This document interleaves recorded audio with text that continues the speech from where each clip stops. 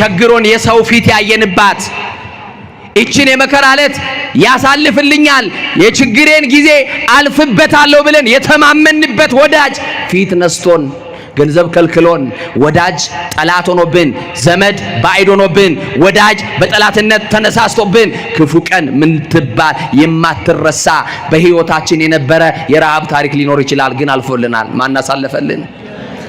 አንዳንድ ባለ ትዳሮች አሉ ገና ሲጋቡ እኔ እኮ ሚስቴን ሳገባ አንድ ብቻ ፍራሽ ነበረኝ። እየሰማችኝ ነው አይደል? አንድ የቤት ዕቃ እንኳን አልነበረንም። ዛሬ ግን በጎደለው ላይ መሙላት የሚፈልግ ሳይሆን ያለው በሞላው ላይ መፍሰስ የሚፈልግ ነው ያለው። ይኸውልህ ወንዱም ማግባት ይፈልጋል፣ መስፈርት አለው። ሴቷም ማግባት ትፈልጋለች፣ የጎደለው ላይ መሙላት ሳይሆን የምትፈልገው። ወይም ደግሞ ወንድሜና ወንድ ወቀሳ እንዳይሆንብኝ እናንተም በሞላ ላይ መፍሰስ ነው የምትፈልጉት። ትዳር ይሄ አይደለም ወይ እናቴ ልጅ?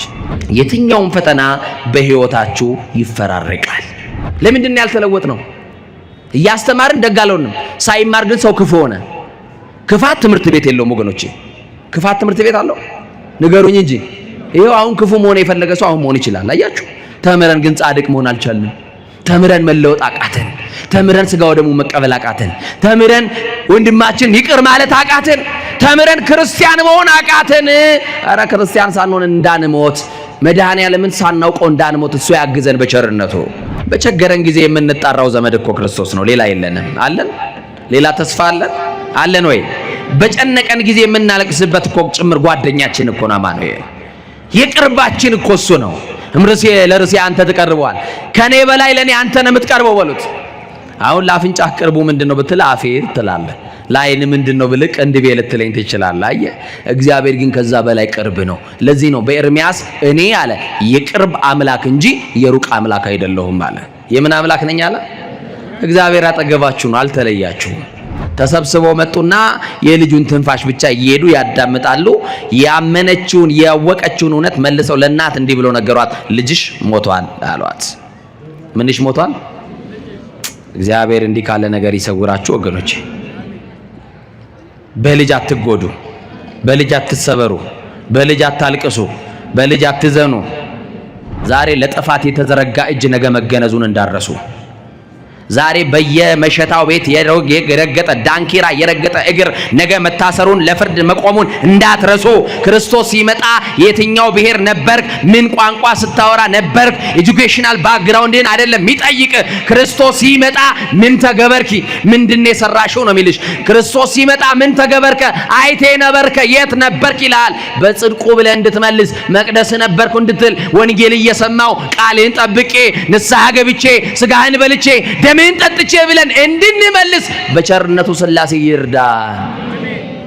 እኛ ቤት የሚከፈተው መዝሙር ከ5 ሰዓት አያልፍም።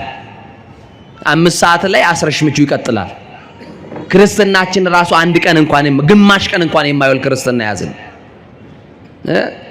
በየንግድ ቤታችን ትልልቅ ሙዳይ ምጽዋትና ስዕል አድኖ እናስቀምጣለን። የሰራተኛ ደሞዝ ግን እንቀማለን። ዳን በድላለን፣ ፍርድና አጓድላለን። እንዲህ እያደረግን ጻድቅ እየተጫወትን የምንወጣ አስመሳይ ክርስቲያኖች በስተናል። ወደ ልባችን መድኃኔዓለም ይመልሰን። ምን ነው ዝም አላችሁ? ማን ይመልሰን? እግዚአብሔር ይመልሰን። እኔ ዲያቆን ሆኜ ይኸውልህ ቀብር መሄድ በጣም እፈራለሁ። እየሰማችሁኝ ነው? መስቀል ይዘን እንሄድና እኔ ከሞተባቸው ሰዎች በላይ አልቅሼ የምገባው እኔ ነኝ። ያውም ቀድሼ ወጥቼ ማምላክ ምስክሬ። ምን ቤት ነው ሁሉ ይሉኛል። እየሰማችሁኝ ነው? የሞተባቸው ሌሎች እኔ መስቀል ይዤ እናቴ ልጄ ከተባለማ አለቀልኝ በቃ። አሁን የሰው መከራ ያሳዝናቸዋል። በማምላክ አሁን እኮ ጨካኞች ሆነናል። ድሮ እኮ ነገረ መስቀሉን አስበን ምናለቅስ ነበርና አይደል? ዝማሬ እየሰማችሁ ታለቅሱ ነበር፣ ልባችሁ በትንሹ ይነካ ነበር። አሁን ግን ልባችን ድንጋይ ሆኗል። የድንጋይ ልብን ያለ ነው። አሁን ድንግል ማርያም ስደቷን አስቦ ጭኗ እየተላላጠ እግሯ እየነፈረቀ የተሰደደች ብዬ በሰብክ አሁን እንባ ዘለላት ይወጣሃል። ይሄው ምናለቅሶ ለሽሮና ለበርበሬ የኪስ መጉደል ነው የሚያስለቅስ። ምናልባት የወደደ ሲጠላ ያፈቀረ ሲገዳ ልታለቅስ ትችላለህ። አምላክን ከማጣት በላይ ኪሳራ ምን አለ?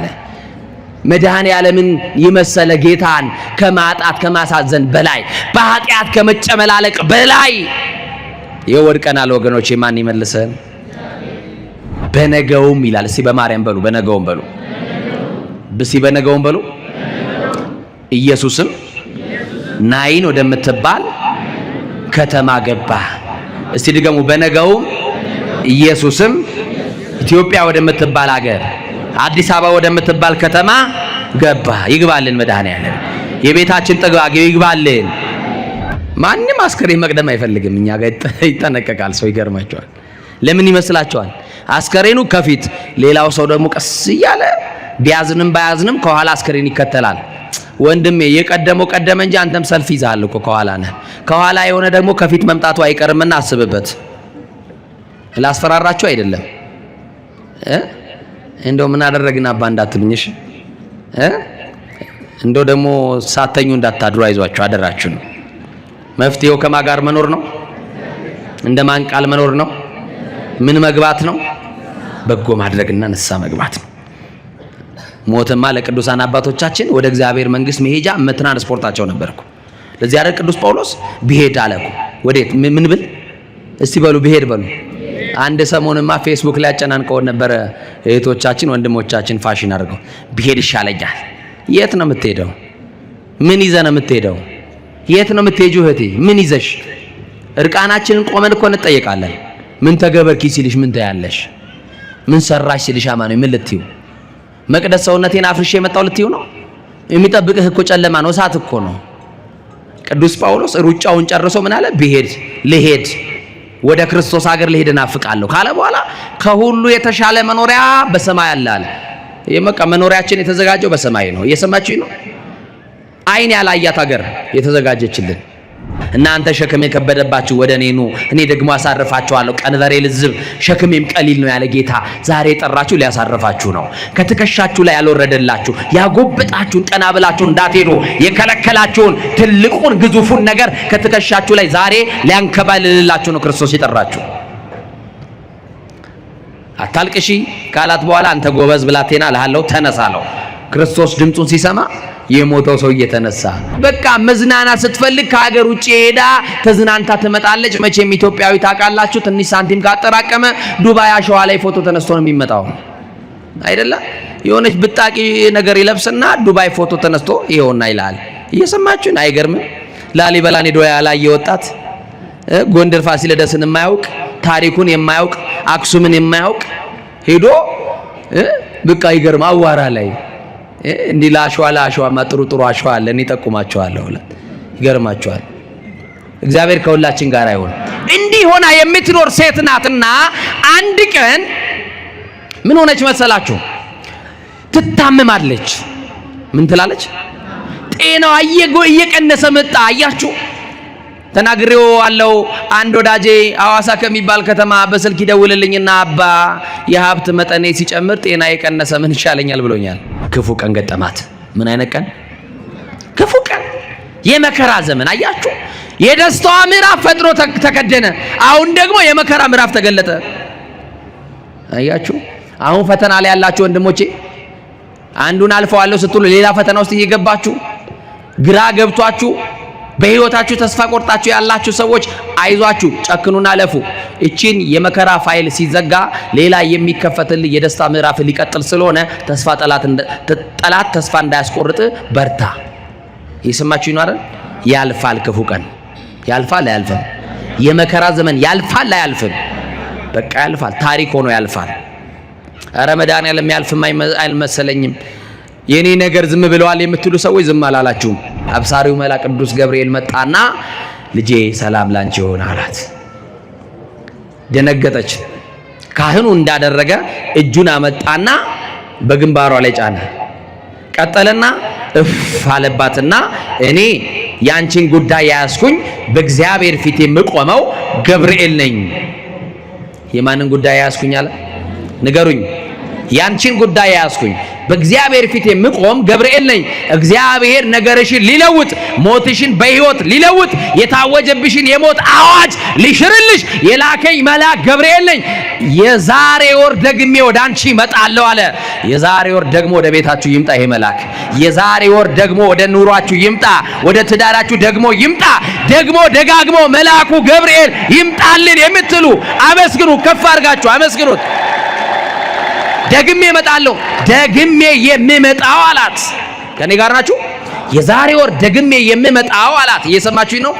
እኔ እንዳገኘውሽ እኔ እንዳናገርኩሽ ለሰው እንዳትናገሪ። ጸጉሯ ከበሽታው የተነሳ ተነቃቅሎ አውልቋል። ያቺ በጣም ትልቅ ጸጉር የነበራት ሴት ናት። እስከሚቀጥለው ወር ድረስ የጠወለገው መልክሽ ወደ ነበረበት ይመለሳል። የደረቀው ጸጉርሽ እንደ አዲስ ሕፃን እንደሚያበቅል ጸጉር ታበቂና ሌላ ጸጉር እያያችሁ ከዛ በኋላ ወደ ነበረ መልክሽ ትመለሻለሽ። ልክ ደግሜ በዛን ዕለት እባርክሻለሁ ብሏት ሄደ። በስመ አብ ወወልድ ወመንፈስ ቅዱስ አሐዱ አምላክ። ይህ የላችሁም ነው። በዚህ ኦርቶዶክሳዊ ቻናል መዝሙር የሚጠብቀኝ አይተኛም፣ ስብከት፣ ቤተክርስቲያን የምታስተምራቸው 4 ጉባኤያት አሏት። የተለያዩ ክብረ በዓላትን በቀጥታ መከታተል ይችላሉ። ቻናላችንን ሰብስክራይብ በማድረግ አገልግሎቱን ያግዙ። አቀድም አይቆጦጦ ለእግዚአብሔር እንተ እግዚእነ ኢየሱስ ክርስቶስ።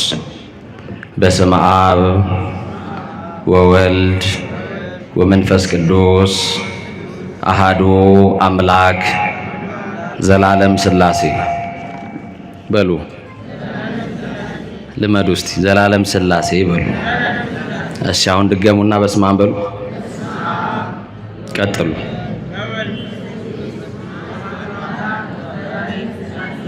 እስቲ በደንብ ልስማው። ዘላለም ሥላሴ የሚለውን አይሰማም?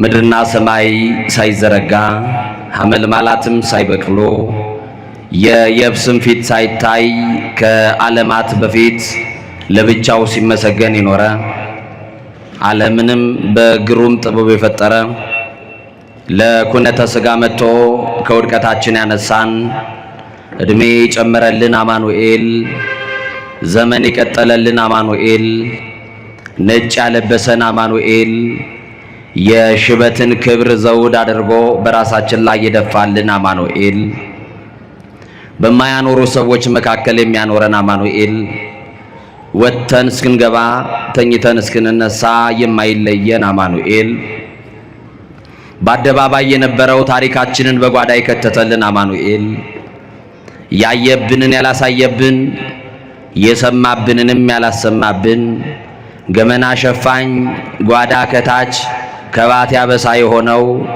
የድንግል ማርያም ልጅ መድኃኔ ዓለም ኢየሱስ ክርስቶስ ኃጢአት በደላችንን በምሕረቱ ከርኖ በይቅርታው በምሕረቱ አደባባይ ከያለንበት የሰበሰበን አምላካችን እግዚአብሔር ስለ በዛ ፍቅሩ፣ ስለ ቸርነቱ፣ ስለ ጠብቆቱ ክብርና ምስጋና አምልኮና ውዳሴ ለገናናው ስሙ ይሁን።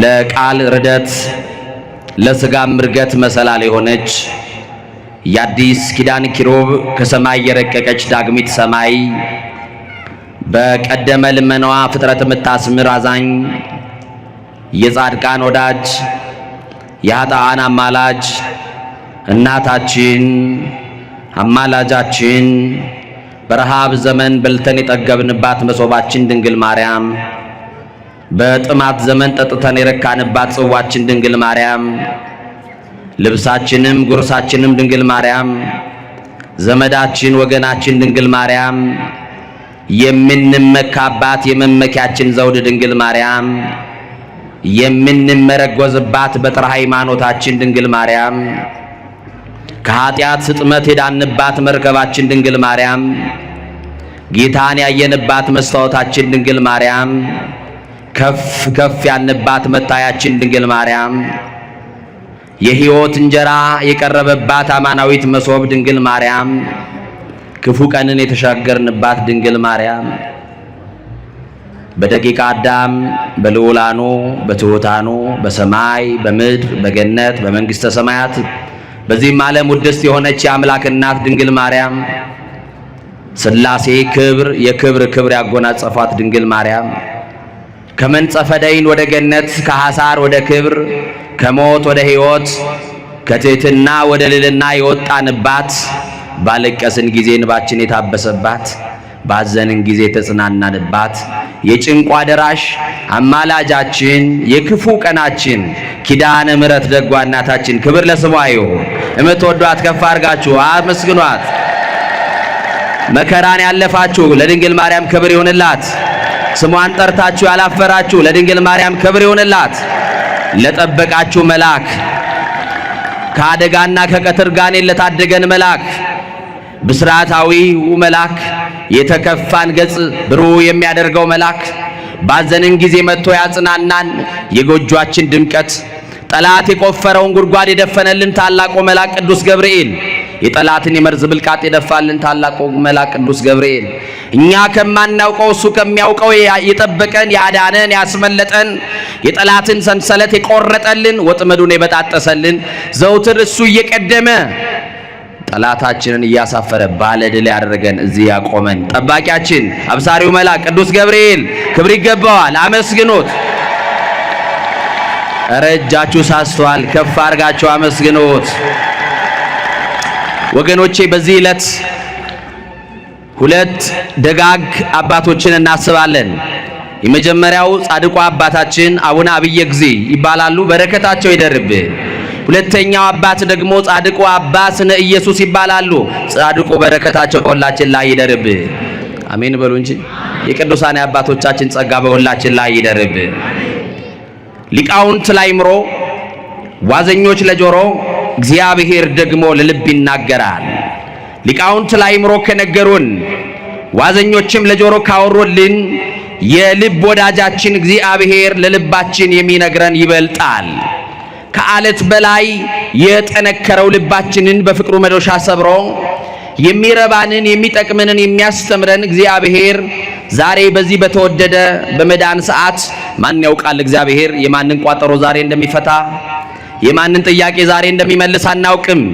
የተዘበራረቁትን የኑሯችን ጉዳይ የሚሰበስብልን እግዚአብሔር እንደ ሰው የነገርነውን አይደለም ዝምታን የሚያዳምጠው እግዚአብሔር በዝምታችሁ ውስጥ ያለውን ጩኸት ያድምጥላችሁ። ለሰው ያልነገራችሁትን ለጓደኛ ያላማከራችሁትን ለብቻችሁ በር ዘግታችሁ የምታለቅሱበትን መኝታችሁን በእንባ የምታረሱበትን ጥያቄ አማኑኤል ዛሬ ይመልስላችሁ። ሥላሴ ከሁላችን ጋር ይሁን። የጥያቄያችን ሁሉ መልስ አግኝተን ቋጠሯችን ተፈቶ እንቆቅልሻችን ተፈቶ ዛሬ በደስታ ወደ ቤት እንድንሄድ ማን ይርዳን? ማን ያግዘን? የምንነጋገርበት የትምህርታችን ርዕስ የምናደርገው ዕለት እኪት ዘመነ መንሱት በሚል ይሆናል። እስቲ ከኔ ጋራ ዕለት እኪት በሉ። ዘመነ መንሱት ክፉ ቀን በሉ። የመከራ ዘመን ድገሙና ክፉ ቀን በሉ። የመከራ ዘመን መድኃኔ ዓለም ከክፉ ዕለት ያስመልጠን። ውድቀታችሁን ከሚፈልጉ ሰዎች ያስመልጣችሁ። ሞታችሁን ውርደታችሁን ከሚፈልጉ ክፉ ሰዎች መድኃኔ ዓለም ያስመልጣችሁ። ከመጣብን ከተጋረጠብን ከድቅድቅ ጨለማ መድኃኔ ዓለም ነጥቆ ያውጣል። ሀገራችንም ከገባችበት ከባድ ፈተና መድኃኔ ዓለም ያሻግርልን። ምዕራቡንና ምስራቁን ሰሜንና ደቡቡን እንደ ቀድሞ ወተን ምንገባባት ምቹና ሰላማዊ ሀገር እግዚአብሔር ይፍጠርልን። ብዙዎቻችን እንጨነቃለን፣ ብዙዎቻችን እናለቅሳለን። ዛሬ ምጥ የሌለበት የለም። ሁሉም አምጧል፣ ወንዱም አምጧል፣ ሴቱም አምጧል። የማይወለድ አርግዘን አምጠናል። እንጨነቃለን፣ እናለቅሳለን። መፍትሄ የለንም። እንጮሃለን። የናንተን ጥያቄ ሊመልስ የሚችል ዝና የለም። የናንተን ጥያቄ ገንዘብ አይመልሰውም። የናንተን ጥያቄ ቤተ ዘመድ አይመልሰውም። ስልጣን የማይመልሰውን ጥያቄ የሚመልሰው የናዝሬቱ ተስፋ የድንግል ማርያም ልጅ መድኃኔ ዓለም ነው። ክብር ለስሙ ይሁን። ጥያቄያችንን ሊመልስ የተቻለው አባት ነው።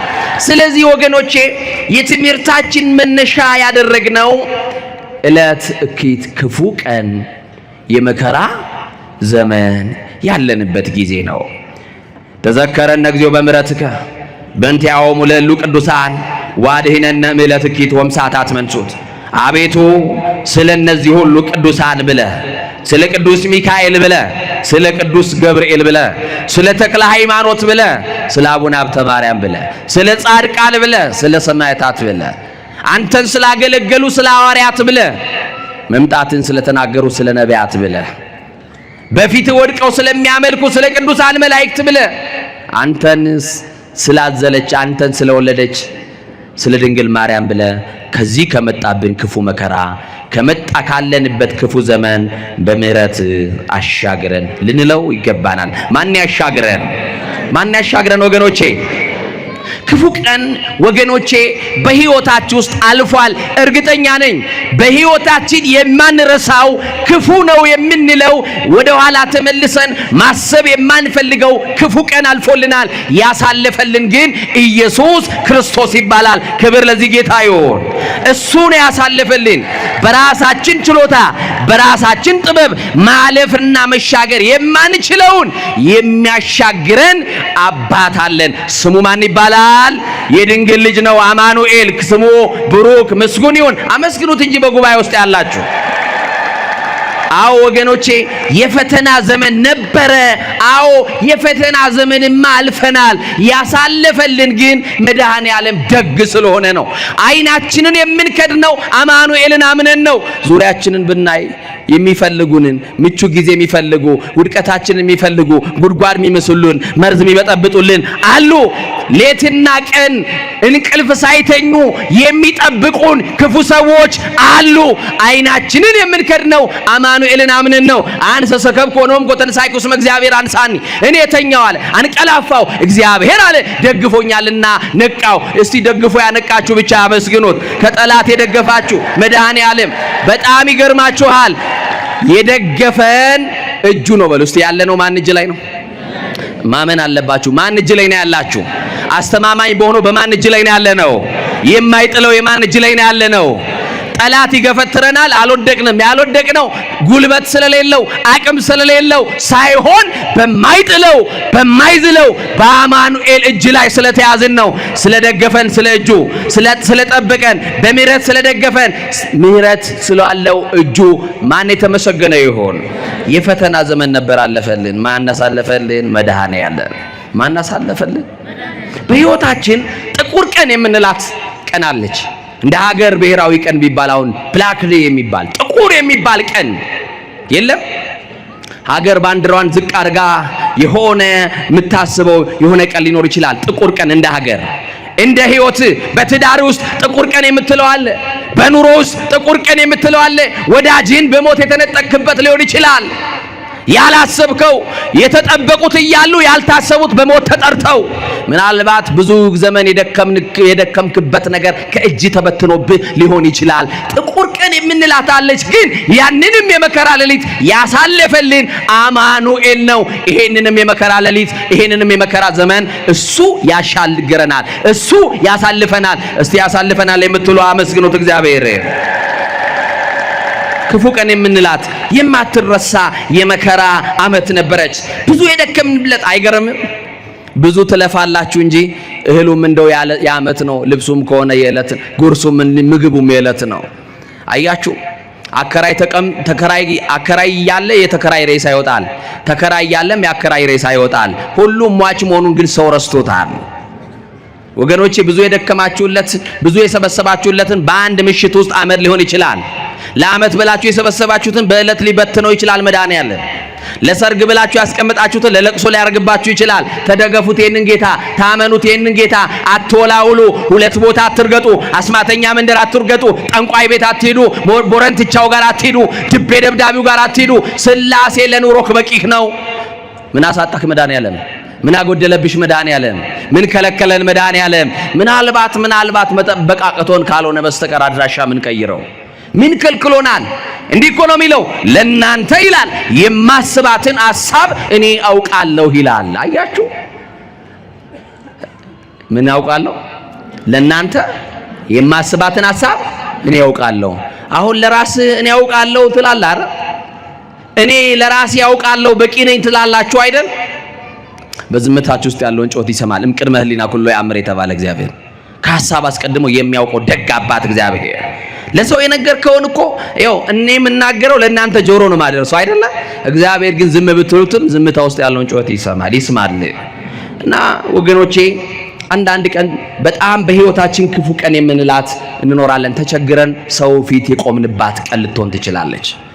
ቸግሮን የሰው ፊት ያየንባት እቺን የመከራ ዕለት ያሳልፍልኛል፣ የችግሬን ጊዜ አልፍበታለሁ ብለን የተማመንበት ወዳጅ ፊት ነስቶን ገንዘብ ከልክሎን ወዳጅ ጠላት ሆኖብን ዘመድ ባዕድ ሆኖብን ወዳጅ በጠላትነት ተነሳስቶብን ክፉ ቀን ምን ትባል የማትረሳ በህይወታችን የነበረ የረሃብ ታሪክ ሊኖር ይችላል። ግን አልፎልናል። ማን አሳለፈልን? አንዳንድ ባለ ትዳሮች አሉ ገና ሲጋቡ እኔ እኮ ሚስቴን ሳገባ አንድ ብቻ ፍራሽ ነበረኝ። እየሰማችሁ ነው አይደል? አንድ የቤት ዕቃ እንኳን አልነበረንም። ዛሬ ግን በጎደለው ላይ መሙላት የሚፈልግ ሳይሆን ያለው በሞላው ላይ መፍሰስ የሚፈልግ ነው ያለው። ይኸውልህ ወንዱም ማግባት ይፈልጋል፣ መስፈርት አለው። ሴቷም ማግባት ትፈልጋለች፣ የጎደለው ላይ መሙላት ሳይሆን የምትፈልገው። ወይም ደግሞ ወንድሜና ወንድ ወቀሳ እንዳይሆንብኝ እናንተም በሞላ ላይ መፍሰስ ነው የምትፈልጉት። ትዳር ይሄ አይደለም ወይ እናቴ ልጅ? እየሰማችሁ ነው አይደል? በሞላ ላይ ፈሳለሁ ብለህ አብረህ ልትፈስ ትችላለህ። ስለዚህ እግዚአብሔር ትዳር ማለት መተሳሰብ ነው አይደል? አንዱ የሌለውን ጉድለት አንዱ እንዲሞላለት ነው ትዳር ማለት። መተሳሰብ ነው፣ መተጋገዝ ነው። ይሄ ከአይምሯችን ተወስዶብናል። ለዚህ እኮ ነው ዓለም መረንና ልቅ እየሆነች አሁን ባብላጫ ሰው ትዳር የጠላበት ምክንያት ምንድን እንደሆነ ይገባቸዋል።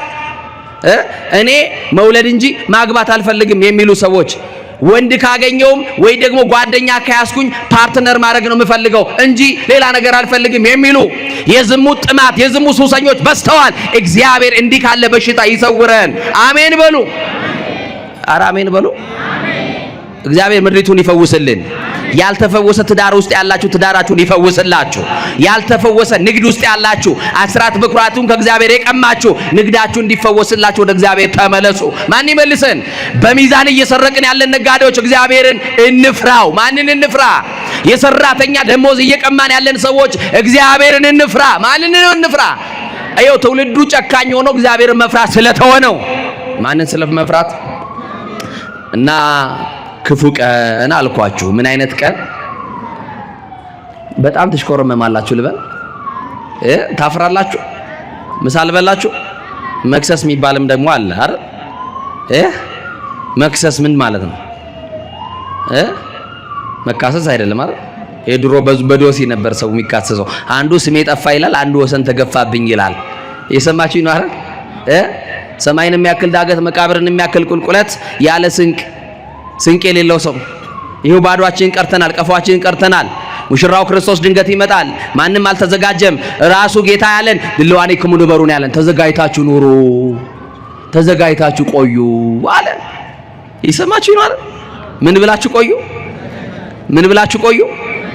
የስንት ዓመት ነው እቅዳችሁ? ከዚህ በኋላ ስላለችው ደቂቃ የማያውቅ ሰው፣ ዛሬን በአግባቡ ያልተጠቀመ ሰው ስለ ነገ ዛሬን ተጠቀም፣ ዛሬን ኑርበት፣ ዛሬን ከእግዚአብሔር ጋር ታረቅበት፣ ዛሬን የተቋረጠውን የእግዚአብሔርን ግንኙነትን ቀጥልበት፣ ዛሬን በጎ ሁንበት፣ ዛሬን ወንድምህን ይቅር በልበት። ነገ ያንተ መሆኗን አታውቅም። ነገ ያንተ እንድትሆን ከፈለግ በዛሬክ በጎ አድርግበት። ዛሬም ይሆንና ከነበቀላችን መተናል። ዛሬ ወንድማችን ይቅር ማለት አንፈልግም። ይሄው መቃብር ላይ እንዳይቆም በሞት እንዳይቀብረኝ ብለን በዚህ ልክ ተለያይተናል። ወገኖቼ እርስ በርሳችንማ ተለያይተናል። ማን እንዲያርገን? ቋንቋችንማ ተደበላልቆብናል። ማን ይድረስልን? ይሄው ባል የሚናገረው ለሚስቱ አይጥማት፣ ቋንቋቸው ተደበላልቆ ወላጆች የሚናገሩትን ልጆች አያዳምጧቸው። አያችሁ ቋንቋችን እኮ ተደበላልቆብናል። ይሄው በአንድ ቋንቋ መግባባት አቅቶን እግዚአብሔር እርቀ ሰላሙን ያወረድልን። እግዚአብሔር የምሕረት ፊቱን ይመልስልን። የትኛውም ፈተና በህይወታችሁ ይፈራረቃል። የትኛውም መከራ በህይወታችሁ ውስጥ ሊሆን ይችላል። ደስታችሁን ሳትጨርሱ ሐዘን ይገጥማችኋል። ለዚህ ነው መዝሙረኛው ማታ አለ፣ የሰማችሁ ነው፣ ጠዋት ልቅሶ ይሆናል፣ ማታ ግን ምን ደስታ በሉ እንጂ። ማታ በጣም አጭር ነው አይደል? ምሽታችን እኮ አጭር ነው አይደል? በመኝታ ሳናውቀው ነው የሚያልፈው። እንደዛው መከራችሁ ያልፍላችኋል አለ እግዚአብሔር። መከራችንን ያሳልፍልን እና ብዙ ሳትስቁ በቅጽበት ሳቃችሁ ደግሞ ይነጠቃል። ሳቃችሁ ወደ ለቅሶ ይለወጥባችኋል። ግን ይሄ የሚቀየርበት እንዲህ ካለ ሲቹዌሽን መውጣት የምንችለው እንዴት ነው ካላችሁ፣ እውነተኛ ደስታ ማግኘት ትፈልጋላችሁ? የደስታችሁ ምንጭ ክርስቶስ ብቻ ይሆንላችሁ። ማን ይሆንልን? ዛሬስ ክፉ ቀን የምንለው በእኛ ጊዜ በእኛ ዘመን ምንድን ነው? አባቶቻችን ዘውትር በቅዳሴ ወይም ደግሞ በጸሎት ማሳረጊያው ላይ አንድ የሚሉት ጸሎት አለ። እግዚኦ አድነነ እምለትኪት፣ አቤቱ ከክፉ ጊዜ ከክፉ ሰዓት አድነን። እየሰማችሁ ነው? ከምን ሰዓት? ከክፉ ሰዓት፣ ከክፉ ቀን፣ ከክፉ ጊዜ አድነን ብለው አባቶቻችን ይጸልያሉ። ምንድነው ክፉ ቀን?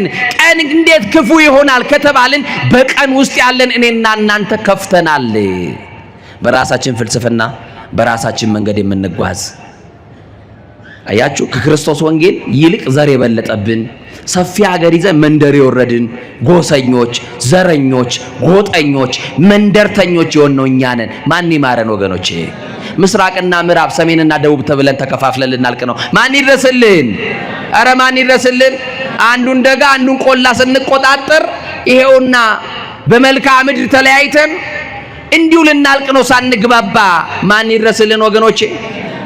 አቤት እንደ ቀድሞአችን ያዋደን።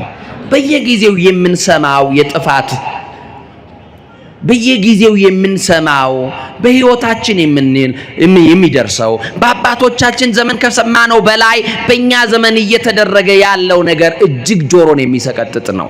ለዚህ ነው ክፉ ቀን የመከራ ዘመን ያልኳችሁ። እቺን ክፉ ቀን እንኳን እንዴት ልታልፉ ከእግዚአብሔር ጋር ወሰናችሁ? አሁን ጾም ላይ ነው ያለነው። እስቲ ስንቷችሁ እየጾማችሁ ናቸው? አሁን የጾም ሰዓት ነው። ራሳችንን የምናዋርድበት ጊዜ ነው። ተድላ ደስታ የምናደርግበት ጊዜ አይደለም፣ የምናለቅስበት ጊዜ ነው። መርከቧን ላይ ነፋስ ተነስቷል። በመርከቧ ያሉ ሰዎች ተጨንቀዋል።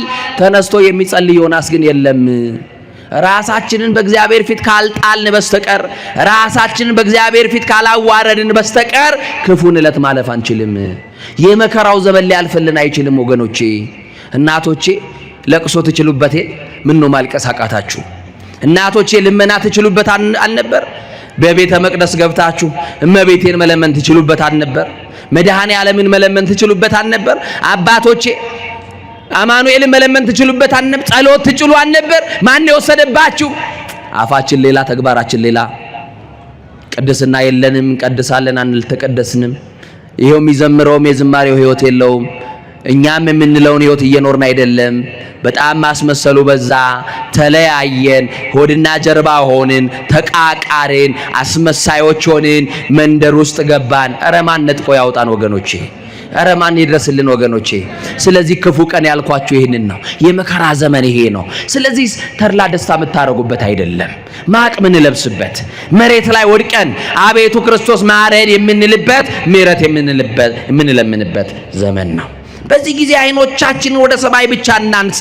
ከዚህ ክፉ ቀንና የፈተና ዘመን ማን ይድናል ካላችሁ ብፁዕ ዘይሌቡ ላይ ለነዳዩ ምስኪን እንደዚህ አለ መዝሙረኛው ዳዊት ምዕራፍ 40 ቁጥር 1 ላይ ለችግረኛና ለምስኪን የሚያስብ ምስጉን ነው ካለ በኋላ እግዚአብሔር በክፉ ቀን ከፈተና ያድነዋል አለ። በመቼ ቀን ንገሩኝ እንጂ በምን ቀን? በምን ቀን? አዎ እንጀራህን ለድሃ ትቆርሳለህ የእናቴ ልጅ። አሁን በር ዘግተን እየበላን አይደለ? ቀጠልንና በር ከፍተን መባላት ጀመርን። አያችሁ ክፉ ቀን ነው። ድሮ በጎረቤት እንጀራ ልጅ ያድግ ነበር። ድሮ የገሌ ቤት የሚባል አልነበረም። እንዲህ ነበር ያደግነው። አሁን ግን ሁሉ ጨካኝ ሆነ። ከሰውነት ተራ ወጥቶ አውሬ ሆነ። ሰብስን ዘክብሮቱ እያይመረው ከሆነ ከመንፈሳ ዛልቦ ልቦ ተመስሉ ማለት ሰው ክቡር ሆኖ ተፈጥሮ ልብ እንደሌላቸው እንስሳን መሰለ አለ። እንደ ሰው መኖር አቅቶን እንደ አውሬ መባላት ስንጀምር፣ እንደ አውሬ መናከስ ስንጀምር ማን አሳያችሁ ኢትዮጵያውያን ጭካኔን? ማን ያስተማረን? ማን ነው አዚም ያደረገብን? ማን ነው ተንኮለኛ ያደርገን? እኛ እኮ እያስተማርናችሁ ደጎች አልሆናችሁም። ይሄው አልገባችሁም ንስሐ፣ ይሄው አልተለወጥንም፣ ይሄው አትሮንሷ ተዘርግቷል፣ እንሰበካለን፣ የተለያዩ መምህራን ሊቃውንቱ ይደክማሉ፣ እኛ አልተለወጥንም። ምንድነው ችግሩ? ማን ጋር ነው ችግሩ የሚለውን እንጠይቅ እስቲ ዛሬ እንነጋገር። ግዴላችሁ ለምንድን ነው ያልተለወጥነው? እያስተማርን ደግ አልሆንም። ሳይማር ግን ሰው ክፉ ሆነ። ክፋት ትምህርት ቤት የለውም ወገኖቼ። ክፋት ትምህርት ቤት አለው? ንገሩኝ እንጂ። ይሄው አሁን ክፉ መሆን የፈለገ ሰው አሁን መሆን ይችላል። አያችሁ። ተምረን ግን ጻድቅ መሆን አልቻልንም። ተምረን መለወጥ አቃተን። ተምረን ስጋ ወደሙ መቀበል አቃተን። ተምረን ወንድማችን ይቅር ማለት አቃተን። ተምረን ክርስቲያን መሆን አቃተን። አረ ክርስቲያን ሳንሆን እንዳንሞት መድኃኔዓለምን ሳናውቀው እንዳንሞት እሱ ያግዘን በቸርነቱ። ለድሃና ለችግረኛ ለምስኪን የሚያስብ ምስጉን ነው። እግዚአብሔር በክፉ ቀን በፈተና ያድነዋል። በሕይወታችን የሚመጡ ጥቁር ቀናትን እግዚአብሔር ያሳልፍልን። የሉቃስ ወንጌል ምዕራፍ 7 ቁጥር 11 ላይ የክብር ባለቤት መድኃኔ ዓለም ኢየሱስ ክርስቶስ ወደ አንዲት ከተማ እንደገባ ቅዱሱ መጽሐፍ ይነግረናል። ወደ ከተማዋ የገባው ለምንድነው ክርስቶስ ካላችሁ የሞት ጥላ ሊገፍላት ገባ ይላል። በኢትዮጵያም ላይ የሞትን ጥላ መድኃኔ ዓለም ይክፈፍላት። አሜን በሉ። ስደቱ እንዲበቃን፣ መፈናቀሉ እንዲበቃን፣ ሞቱ እንዲበቃ፣ እርቀ ሰላም እንዲወርድ መድኃኔ ዓለም ወደ ከተማችን ይግባልን። አሜን በሉ። ክርስቶስ ወደ ናይን ከተማ ገባ ይላል። ወደ ትዳራችሁ ይግባላችሁ። የሚበጠበጠው ትዳራችሁ ሰላም እንዲሆንላችሁ አማኑኤል ይግባ በቤታችሁ። ወደ ናይን ከተማ ለምንድን ነው የገባው የሚለው ጥያቄ በከተማዋ የታወጀውን የሞት አዋጅ ሊገለብጥላት ክርስቶስ ገባ። የጥፋት ሰራዊቶች በውጭም በውስጥም ያሉ ተልኳቸው ሌላ የሆነ ይቺን የመለኮት ጥበቃ ያልተለያትን ሰማያዊት ቅድስት የሆነች ሀገር አያችሁ ለማፍረስ የሚሯሯጡ ከተማዋ ላይ የሞት አዋጅ ያወጁ ብዙ ሰዎች ይኖራሉ። ክርስቶስ ወደ ኢትዮጵያ የሚገባው የታወጀብንን የሞት አዋጅ ሊሰርዝልን ነው። ይግባና ይሰርዝልን። አሜን በሉ። እግዚአብሔር በኢትዮጵያ ላይ ያለውን ጥፋት ሁሉ ያንሳልን። ናይን ከተማ ክርስቶስ ሲገባ የታወጀውን የሞት አዋጅ ሊገለብጥ ክርስቶስ መጣ። ወደሚለቀስባት ከተማ ክርስቶስ ገባ። መርዶ ወደሚሰማባት፣ ሙሾ ወደሚወርድባት ከተማ ሰርግ አልነበረም ክርስቶስ ሲመጣ። በደስታህማ መች ሰው ታጣለህ? ሲኖርህማ የሚያጫፍርን የታጣለህ? የሚያባላይንም አታጣም። ኪስ ሙሉ ሲሆን በቁልምጫ ቃል የሚጠራ ሳይነጋ በርን እያንኳኳ የሚፈልግህ አይጠፋም።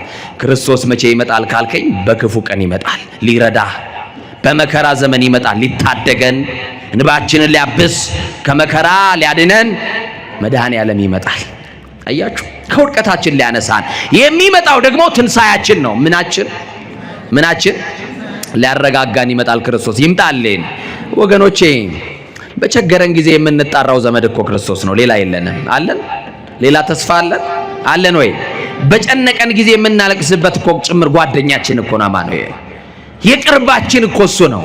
እምርሴ ለርሴ አንተ ትቀርበዋል፣ ከኔ በላይ ለኔ አንተ ነው የምትቀርበው በሉት። አሁን ለአፍንጫህ ቅርቡ ምንድነው ብትል አፌ ትላለህ። ለዓይን ምንድነው ብልህ ቅንድቤ ልትለኝ ትችላለህ። አየህ እግዚአብሔር ግን ከዛ በላይ ቅርብ ነው። ለዚህ ነው በኤርምያስ እኔ አለ የቅርብ አምላክ እንጂ የሩቅ አምላክ አይደለሁም አለ። የምን አምላክ ነኝ አለ? እግዚአብሔር አጠገባችሁ ነው፣ አልተለያችሁም።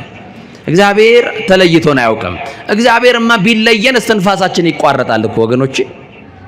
እና ያለነው የምናለቅስበት ጓደኛ ባለቀስን ጊዜ የሚያባብለን ወዳጃችን ነው። ምስጢር የሚካፈልን፣ የሚረዳን፣ የማይሰለቸን፣ ስንታመም አልጋ አንጥፎ የሚያስታምመን፣ ስንወድቅ የሚያነሳን አማኑኤል እሱ ብቻ ተስፋችን ነው። እና ናይን ከተማ ሲገባ ክርስቶስ ከተማዋ ላይ የሞት አዋጅ ነበረ። ልብ የሰበረ ሐዘን ነበረ። አሁን ኢትዮጵያ ቢገባ ክርስቶስ መድኃኔ ዓለም ወደ ሀገራችን ቢመጣልን ልባችንን የሰበረውን ሐዘን ከልባችን ያነሳልናል። ለምን ካላችሁ የልባችን ደስታ ክርስቶስ ስለሆነ ናፍቆታችን ነው። ክርስቶስ ይምጣልን እና ይገርማችኋል ወደ ናይን ከተማ ሲገባ ብቻውን አልገባም። 12 ደቀ መዛሙርትን አስከትሎ ገባ ይላል። የማርያም ልጅ ክርስቶስ ቅዱሳንን አስከትሎ ወደ ቤታችሁ ይግባ። ቅዱሳንን ይዞ ወደ ከተማዋ ገባ። እነዚህ 12 ደቀ መዛሙርቶች የተጠሩት በ5 ፊደል ነው። በስንት ፊደል? ተከተለኝ የሚል። እስቲ ተከተለኝ በሉ። እናንተ ማንን ነው የምትከተሉት?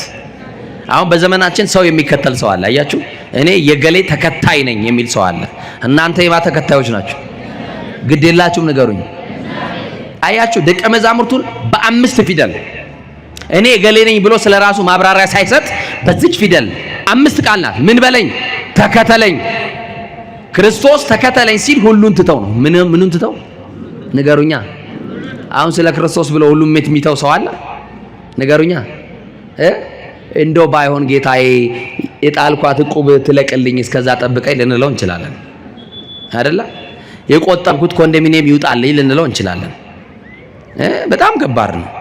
የጀመርኳት ቤት እንደው አልጨረስኳትም እንደው እሷን አስመርቄ ልንል እንችላለን። እና ግድ የለም ክርስቶስ 12ቱን ደቀ መዛሙርት ምን በሉኝ አለ? ተከተሉኝ ተከተሉኝ። በዚህ ቃል ላይ ጠራቸው። እና ደቀ መዛሙርቱ ከፊት አይሄዱም። ለምን? የህይወታቸው ፊት አውራሪ ክርስቶስ ከፊት ይቀድማል። እሱ ከመንገዳችን ሁሉ ይቅደምልን። እሱ ሲቀድም ሞት የለም። እሱ ሲቀድም ጭንገፋ የለም። እሱ ሲቀድም ጠላት ኃይሉ ልምሾ ይሆናል። አያችሁ፣ ክርስቶስ የሚለውን ስም ሰምቶ ጠላት ከመንገድ ሁሉ ዞር ይላል። ያንተን ስም ሰምቶ ሞት ይደንግጣል እኮ ቅዳሴ ጊዜ ላይ ያንተን ስም ሰምቶ ሞት ይደንግጥ፣ ቀላያት ይሰንጠቅ፣ አለማመን ይራቅ፣ ቁጣ ይቸገር አለ፣ ወንጀለኛ ይቸገር። አያችሁ፣ የክርስቶስን ስም ኃይል ያለው ስም፣ የሚያድነውን ስም፣ የሚፈውሰውን ስም፣ የተደገፍንበት ስም፣ ከዘላለም ሞት ያመለጥንበት ስም፣ ከስም ሁሉ በላይ የሆነውን ስም፣ መድኃኒት የሆነው ስም፣ የመጠቀሚያ ጊዜ የማያልፍበት መድኃኒት፣ በየጊዜው ሁሉ የሚያድን መድኃኒት፣ ከሞት ያዳነን መድኃኒት፣ ከዲያብሎስ እስራት የፈታን መድኃኒት፣ የሚፈውሰው መድኃኒት። እሱን እየተከተሉ 12 ደቀ መዛሙርቶች ወደ ናይን ከተማ ገቡ ይላል። ደቀ መዛሙርቱ የህይወት ሰልፍ ውስጥ ነው ያሉት፣ የሚከተሉት ክርስቶስን ስለሆነ። በከተማዋ ላይ ሐዘን አለ ብያቸዋለሁ። በከተማዋ ላይ ክፉ ቀን፣ የመከራ ዘመን ብለን እንዳነሳ ነው ክፉ ቀን የገጠማት አንዲት ሴት ነበረች። አንድ ልጅ የነበራት። ስንት የነበራት? አንድ የነበራት፣ ከወለደችው ከልጇ በስተቀር ሌላ ልጅ የሌላት፣ ምንም የዓይኔ ማረፊያ የልቤ ተስፋ የምትለው አንድ ልጅ ነበራት። አንድ ያለው ያውቃል እንዴት እንደሚሳሳ ለአንድ ልጁ። እና ከጉያዋ ወጥቶ ማያቅ ልጅ ጠዋት ተነስታ ልጇን ስትቀሰቅስ ልጇ አይሰማትም፣ ሞቷል። ልጄ አበባዬ ትላለች እናት፣ እሱ አይሰማትም፣ ሞቷል፣ ተሸንፏል፣ ታስሯል። ልጇ እኩያዋ ስለሆነ፣ ልጇ ጓደኛዋ ስለሆነ፣ ልጇ የባሏን ሐዘን የረሳችበት ስለሆነ፣ ልጇ ብዙ ነገሯ ስለሆነ እንደው እየቀለደኝ ነው ብላ ልጇን ትጠራለች፣ ትቀሰቅሰዋለች፣ ትደባብሰዋለች። የለም ልጇ አይሰማትም። ሄዳ ሰውነቱን ስትነካ ሰውነቱ ቀዝቅዟል። መቼ ሰው ከሞተ በኋላ ስም አለው? በማዕረጉ ሲጠራ የነበረ ዶክተር ገሌ የተባለ ባላምበራስ ገሌ የተባለው ከሞተ በኋላ ሬሳ መባሉ አይገርምም? ከሞትን በኋላ ምን ስም አለን? ከሞትን በኋላ ለአንድ ደቂቃ እንኳን አንሆንም። ቶሎ ብላችሁ ሽቶ አምጡ እየተባለ ሽቶ ነው የሚፈለገው። የሚከረፋ የሚሸት ስጋ ይዘን መንቀባረራችን፣ መሬት መርገጥ መፍንትን መጸየፋችን። አያችሁ፣ መልክ ቢያምር ለአፈር ስጋ ቢወፍር ለመቃብር ነው። እና ወዳጆቼ በጣም የሚደንቀው ያቺ ሴት ልጇ ሞቷል፣ ግን ማመን አልፈለገችም። ልጄ ሞቷል ብላ እንዴት ትመንናት? ትንሽ ደቂቃ ጠበቀችው፣ ተጣራች፣ መልሳ የለም። አለቀሰች፣ ጮኸች፣ ጎረቤት ሰማት። ተሰብስበው መጡና የልጁን ትንፋሽ ብቻ እየሄዱ ያዳምጣሉ። ያመነችውን ያወቀችውን እውነት መልሰው ለእናት እንዲህ ብሎ ነገሯት፣ ልጅሽ ሞቷል አሏት። ምንሽ ሞቷል? እግዚአብሔር እንዲህ ካለ ነገር ይሰውራችሁ ወገኖች።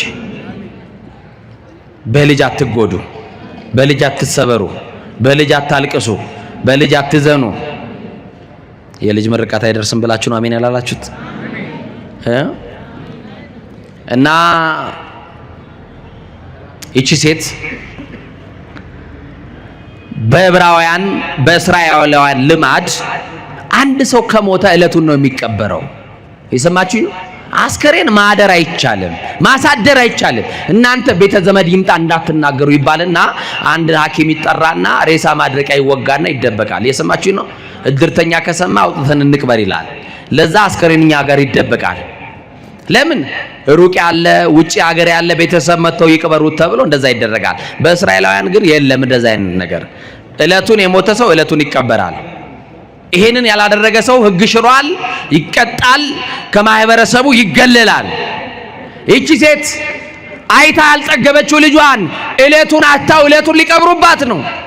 ለዚህች ሴት እንዴት ያለ ሐዘን እንደገጠማት ልብ አድርጎ።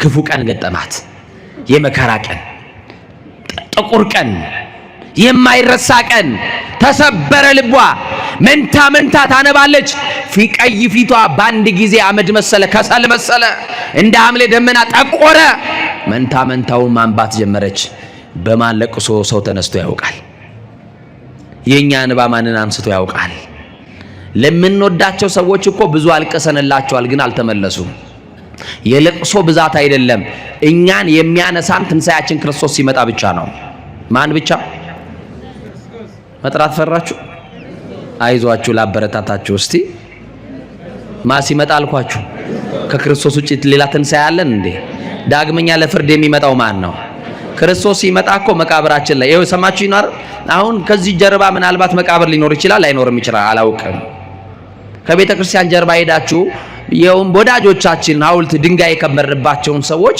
ምን ይጠብቃሉ እዛ ካላችሁ ትንሳኤያቸውን ምናቸውን ማን ይመጣል ሊያነሳቸው ማን ይመጣል ሎቱ ይትራው አናቀጸሙትም ግርማው ከግርማው የተነሳ የሞት ደጆች የሚከፈቱለት የናዝሬቱ ተስፋ ክርስቶስ ይመጣል አያችሁ አራቱ ባህሪያተ ሥጋ ፈርሶ በስብሶ የነበረውን ሁሉ የተለያየው እንኳንስ በክብር የተቀበረውን አውሬ የበላውን እንኳን ሊያነሳ ይመጣል ክርስቶስ ይመጣል አይመጣም እሱ እኮ ነው ተስፋችን ወገኖቼ ከሞት በኋላ ያለው ህይወት ከመቃብር በኋላ ያለው ብርሃን እሱ ለክርስቲያን ተስፋ ነው እና እቺ ሴት እድርተኞች መመሪያ አስተላለፉና ሩጡ ሌሎቻችሁ ገንዙት ሌሎቻችሁ ጉድጓድ ቆፍሩለት ብለው ላኩ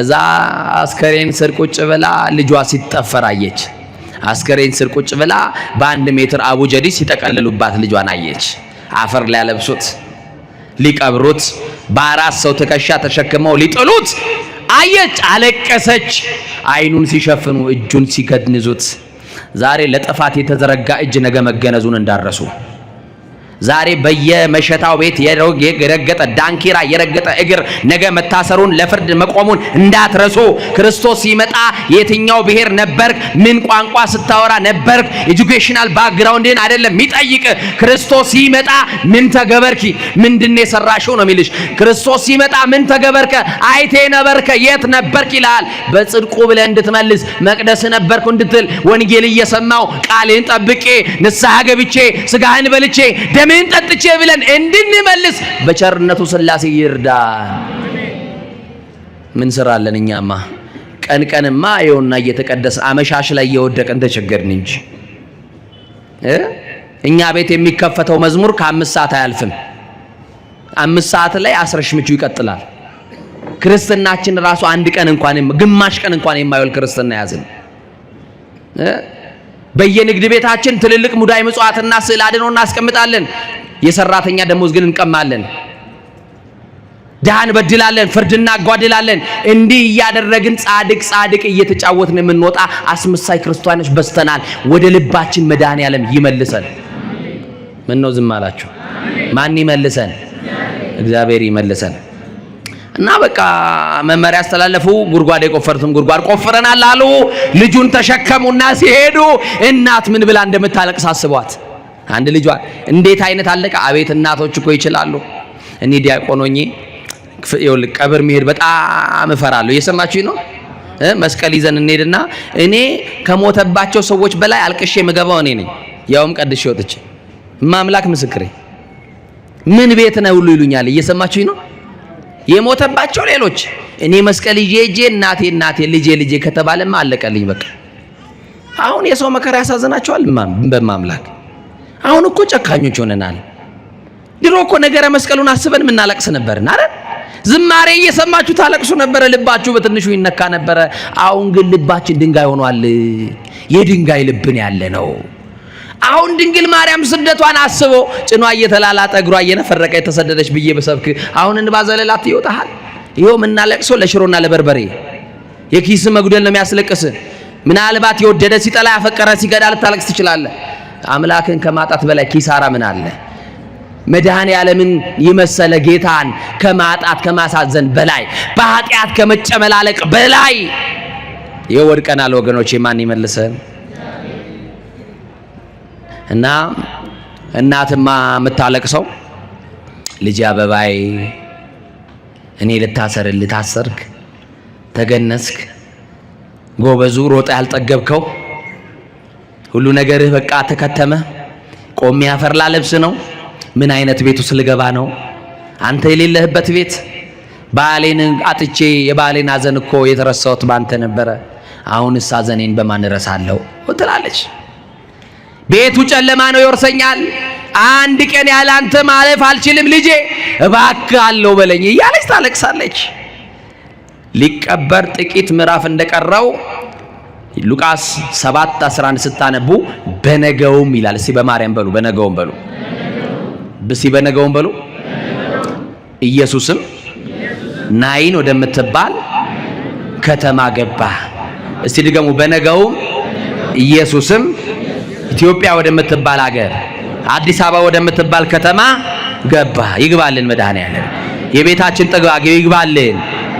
እና ልክ ክርስቶስ ከፊት ለፊት ይመጣል።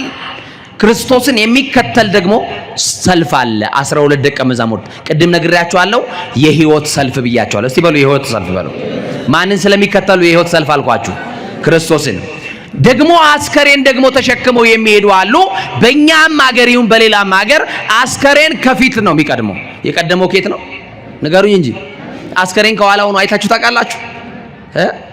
ማንም አስከሬን መቅደም አይፈልግም። እኛ ጋር ይጠነቀቃል ሰው። ይገርማቸዋል። ለምን ይመስላችኋል? አስከሬኑ ከፊት፣ ሌላው ሰው ደግሞ ቀስ እያለ ቢያዝንም ባያዝንም ከኋላ አስከሬን ይከተላል። ወንድሜ የቀደመው ቀደመ እንጂ አንተም ሰልፍ ይዛል እኮ ከኋላ ነህ።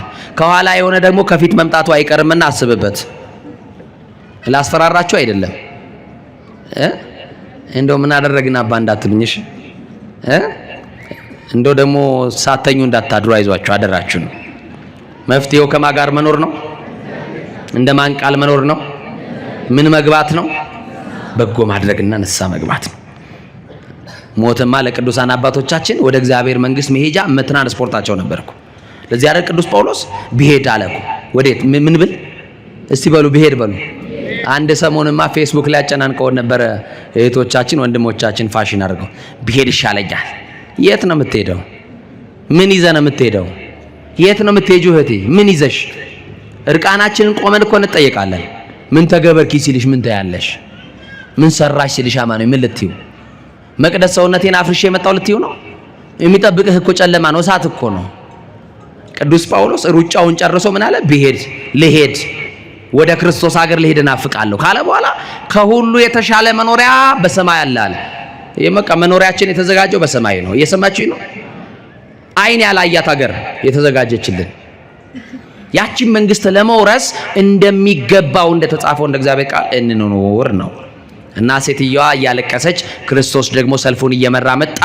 የሞት ሰልፍና የህይወት ሰልፍ እንበላቸው። እሺ፣ የሞት ሰልፍ ማን ነው? አስከሬን የሚከተሉት። እየሰማችሁ ነው አይደል? አስከሬን የሚከተሉ ሰዎች፣ የሞተው ከፊት ቀድሞ እነሱ የሞተውን አጅበው ከኋላ የሚመጡ። የህይወት ሰልፍ ማን ነው? ትንሣኤያቸው ክርስቶስን የሚከተሉ እና በሞትና በህይወት ሰልፍ መካከል ፊትና ፊት ተጋጥመው ክርስቶስ መጣና ከአስከሬኑ አጠገብ ቆመ ይላል። ምን አለ? እስቲ ቆመ በሉ። እሱ ክርስቶስ ከመንገዳችን የሚቆመው መከራን ሊያቆምልን ነው። ክርስቶስ ከቆመ እንባ ሊያቆምልን ነው። አሁንም እንባችንን ያቆምልን፣ ስደቱን ያቆምልን፣ ሞቱን ያቆምልን፣ መፈናቀሉን ያቆምልን፣ እርስ በርስ መባላቱን ያቆምልን። ቆመ ክርስቶስ። እድርተኞች ትእዛዝ እያስተላለፉ ጀንበር ሳትጠልቅ አፍጥኑት፣ ቅበሩት እያሉ ሲናገሩ የነበሩ ሰዎች እግራቸው ተሳስሮ ቀጥ ብለው ቆሙ። ማን ነው ያቆማቸው አትሉኝም? ያቆማቸው ማን ነው? እየሰማችሁኝ ነው? ቆሙ አላለም ክርስቶስ። እሱ ብቻ ሄደና ቆመ። አስከሬኑን የተሸከሙም ቆሙ፣ ከኋላ ያሉ ሰዎች ቆሙ። እግራቸው ሁሉ ተሳሰረ። ማንም እግሩን አንስቶ አንድ እርምጃ ወደፊት መሄድ አልቻለም። የትንሣኤው ኃይል አቆማቸው። የምን ኃይል? እስቲ ሁላችሁም የትንሣኤው ኃይል በሉ። ሁላችሁም በደንብ ጮክ ብላችሁ ንገሩኝ፣ አይሰማም። የትንሣኤው ኃይል በሉ። ሞትን የሚያቆም ኃይል ነው። የትንሣኤው ኃይል እንባን ያቆማል። አያችሁ፣ ታስታውሳላችሁ? 12 ዓመት ደም የፈሰሳት ሴት የክርስቶስ ቀሚሱን ስትነካ ኃይል ወጣ። ምን የሚያቆም? ደም የሚያቆም አይደል ያላት? ኃይል ከኔ ሲወጣ ታውቆኛል። ያ ኃይል ያችን ሴት ሲነካት 12 ዓመት ያልቆመው መከራዋ እንደቆመላት፣ 12 ዓመት ያልቆመው ችግሯ አያችሁ ደሟ እንደቆመላት ዛሬ ግን ደም የሚያቆም ሳይሆን ሞት የሚያቆም ኃይል ለኢትዮጵያ የሚያስፈልገው ይሄ ነው። ክፉ ቀን የምናልፍበት የመከራውን ዘመን የምንሻገርበት ክርስቶስ መጣ። ከፊት ለፊት ቆመ። ሁሉም ቆሙ። ማንም ሊናገር የወደደ የለም። ዝምታ ሰፈነ። ለጆሮ የማይጥመው ያ ልቅሶ ወይኔ ወይኔ ይባል የነበረው ሁሉ ሙሾ እያወረዱ ደረት ይደልቆ የነበሩ ሰዎች ሁሉ ጸጥ አሉ። ሲመጣ ጸጥታችን ክርስቶስ ነው። በቤታችን ይግባ። ጸጥ በቃ እሱ ሲመጣ። ለዚህ እኮ ነው ሐዋርያው ምን አለን? እሱ ሰላማችሁ ነው አለን። ማን ነው ሰላማችን? የሰላማችን ራስ ማን ነው? በቃ ሰላማችን ክርስቶስ ሲመጣ የሚያለቅስ ሰው ጸጥ ይላል፣ እንባው ይታበሳል። ጸጥ። ከዛ በኋላ ያቺ የምታለቅስ የልጁ እናት ለምንድን ነው የቆሙት? ልጄን እያጣደፉ ሊቀብሩብኝ አልነበረ? ምንድነው ስትል ከፊት ለፊት የናዝሬቱ ኢየሱስ የድንግል ማርያም ልጅ ባጭር ቁመት በጠባብ ደረት ከፊት ለፊቷ ቆሟል። አየችው። አታውቀውም፣ እሱ ግን ያውቃታል። ማቴዎስ ወንጌል ምዕራፍ 10 ላይ የእናንተስ አለ የጸጉራችሁ ቁጥር እንኳን ተቆጥሯል አለ። ያውቀናል። እስቲ ያውቀኛል በሉ። ግዴላችሁም ያውቀናል በሉ። አው ምንም በኃጢአት ብትተዳደፍ ወንድም ያውቃል። ዛሬ የጠራህ ክርስቶስ የታመነ ነው። ካለህበት ነገር መውጣት አቅቶክ ሊሆን ይችላል። አባት እግዚአብሔር ዛሬም ይጠብቅሃል። ጨክነ እንድትመጣ ጫቱን ተፍተ፣ ጨክነ እንድትመጣ ሲጋራውን ጥለ፣ ጨክነ እንድትመጣ ከዝሙቱ መንደር ነጥቀ ወጥተ ክርስቶስ እንድታከብረው ዛሬም ይኸው ቤተክርስቲያን በሯ ነው። በሯ ክፍት ነው። አባት ክርስቶስም እጆቹ እንደዘረጋልህ ነው። የኃጢአተኞች ወዳጅ ነው። ምስኪን ነው። ደግ ነው። መድኃኔዓለም ተመለሱ፣ እንመለስ። ቆመ። አየችው። ዝም ብላ መጽሐፉ እንዲህ ይላል፣ ትኩር ብላ አየችው ይላል። ምን ብላ አየችው? መከራ እንዲቆምላችሁ ከፈለጋችሁ፣ እንባ እንዲታበስላችሁ ከፈለጋችሁ በችግርና በመከራችሁ ሰዓት ሰው እንዳታዩ። ወደ ባለስልጣን ብታዩ፣ ወደ ነገስታት ብታዩ፣ ወደ ባለጸጎችን ብታዩ ምንም መፍትሄ አታገኙም። መፍትሄ ያለው ማንን በማየት ነው? እንደ ቅዱስ ዳዊት አንሳይኮ አይንተ የመንገል አድባር አይኖቼ ወደ ተራራ አነሳለሁ አለ። ወቃ ወደ ተራራ ወደ ንጉሱ ከተማ ወደ መድኃኔዓለም አዳራሽ ያንጋጠጠ ሰው መልስ አለው። ወደ ማን ያንጋጠጠ አልኳችሁ? ወደ ማን የተመለከተ አልኳችሁ? ወደ እግዚአብሔር፣ ወደ ሰማይ። እሷ አይኖቹን ታያለች። ለካስ በክርስቶስ አይኖች ውስጥ ልጇን አይታለች። አይገርም? አይኗን ካነሳች ልጇን ልታጣ ነው። አይኗን ያላነሳችሁ ደግሞ የሞተ የተባለው ልጇን በክርስቶስ ውስጥ አይተዋለች። ለምን ካላችሁን ሕይወቱ እርሱ ነበረ። ሕይወቱ ማን ነው? ሕይወቱ ማን ነው? ሕይወቱ እሱ ነው። አያችሁ? ከዛ እንዴ ልጄ ሞቷል ብለውኝ ቅድም የጠፈሩት ልጄ፣ ቅድም የገነዙት ልጄ፣ በቃሬዛ የተሸከሙት ልጄ በአንተ ውስጥ አየዋለሁ አለች። ተደሰተች። ሳታውቀው እንባዋ ቆመ። ክርስቶስ ለካ የቆመው እንባዋን ሊያቆምላት ነበረ። ከዛ ክፉ ቀን ሊያሳልፍላት ይምጣና ክፉ ቀናችንን ያሳልፍልህ። ይምጣና የመከራውን ዘመን ያሻግረን እና በቃ ዝም ብላ ታየዋለች። ትኩር ብላ ታየዋለች። አይኖቹን ትመለከተዋለች። ከዛ በኋላ እንባዋ ከቆመ በኋላ ደመና የመሰለ እንደ ደመና የጠቆረው ፊቷ ከፈካ በኋላ የትንሣኤው ነጸብራቅ እየነካ ደስታ ከተሰማት በኋላ አንድ ቃል ክርስቶስ ተናገራት። አንቺ ሴት አላት። ምን አላት? ኢትብኪ አታልቀሺ አላት። እግዚአብሔር የኢትዮጵያን እናቶችን እንባ ያብስልን። የኢትዮጵያን ገበሬ እንባ ያብስልን። በጭንቀት ውስጥ ሆነው የሚያነቡትን እንባቸውን ያብስልን። አታልቅሺ አለ ክርስቶስ። አሁን ለቅሶ ላይ ደርሶ ያውን ባልተቀበረ አይ አታልቅሽ ቢሏት በእኛ ሀገርማ ተዋት እንጂ እርሟን ታውጣ እያለ ይኸው ተነስተህ ብትፈርጥ እንኳን ሰው ይለቅሃል። የሚይዝ እንኳን ወዳጅ አታገኝም። ክርስቶስ አታልቅሽ ሲላት አንድ ልጄን አጥቼ አላለችው። ማን አለኝና አልቅሽ ይውጣልኝ እንጂ አላለችም። ለቅሶን በምን መለወጥ ስለሚችል ነው። ሐዘንን በምን መለወጥ ስለሚችል ነው። በቃ ክርስቶስ ይመጣና አይዟችሁ ኢትዮጵያውያን፣ አይዛችሁ የተዋህዶ ልጆች አታልቅሱ፣ ከዛሬ በኋላ ከዓይኖቻችሁ እንባን አብሳለሁ።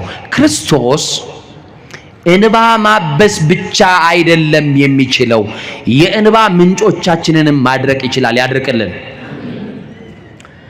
ከዛ በኋላ ቃሬዛውን ሄደና በእጁ ነካው። ምኑን? የሞተው እያለ የተሸከመውን ያዘ። በቃሬዛው በእጆቹ ቃሬዛውን ይዞ እንዲህ አለ ክርስቶስ፣ አንተ ጎበዝ እልሃለሁ አለ።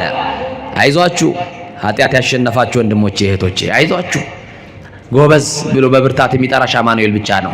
ስትደክም ያየ ይሳለቅብሃል። ይሄማ ሰው አይሆንም ብሎ ይንቀሃል።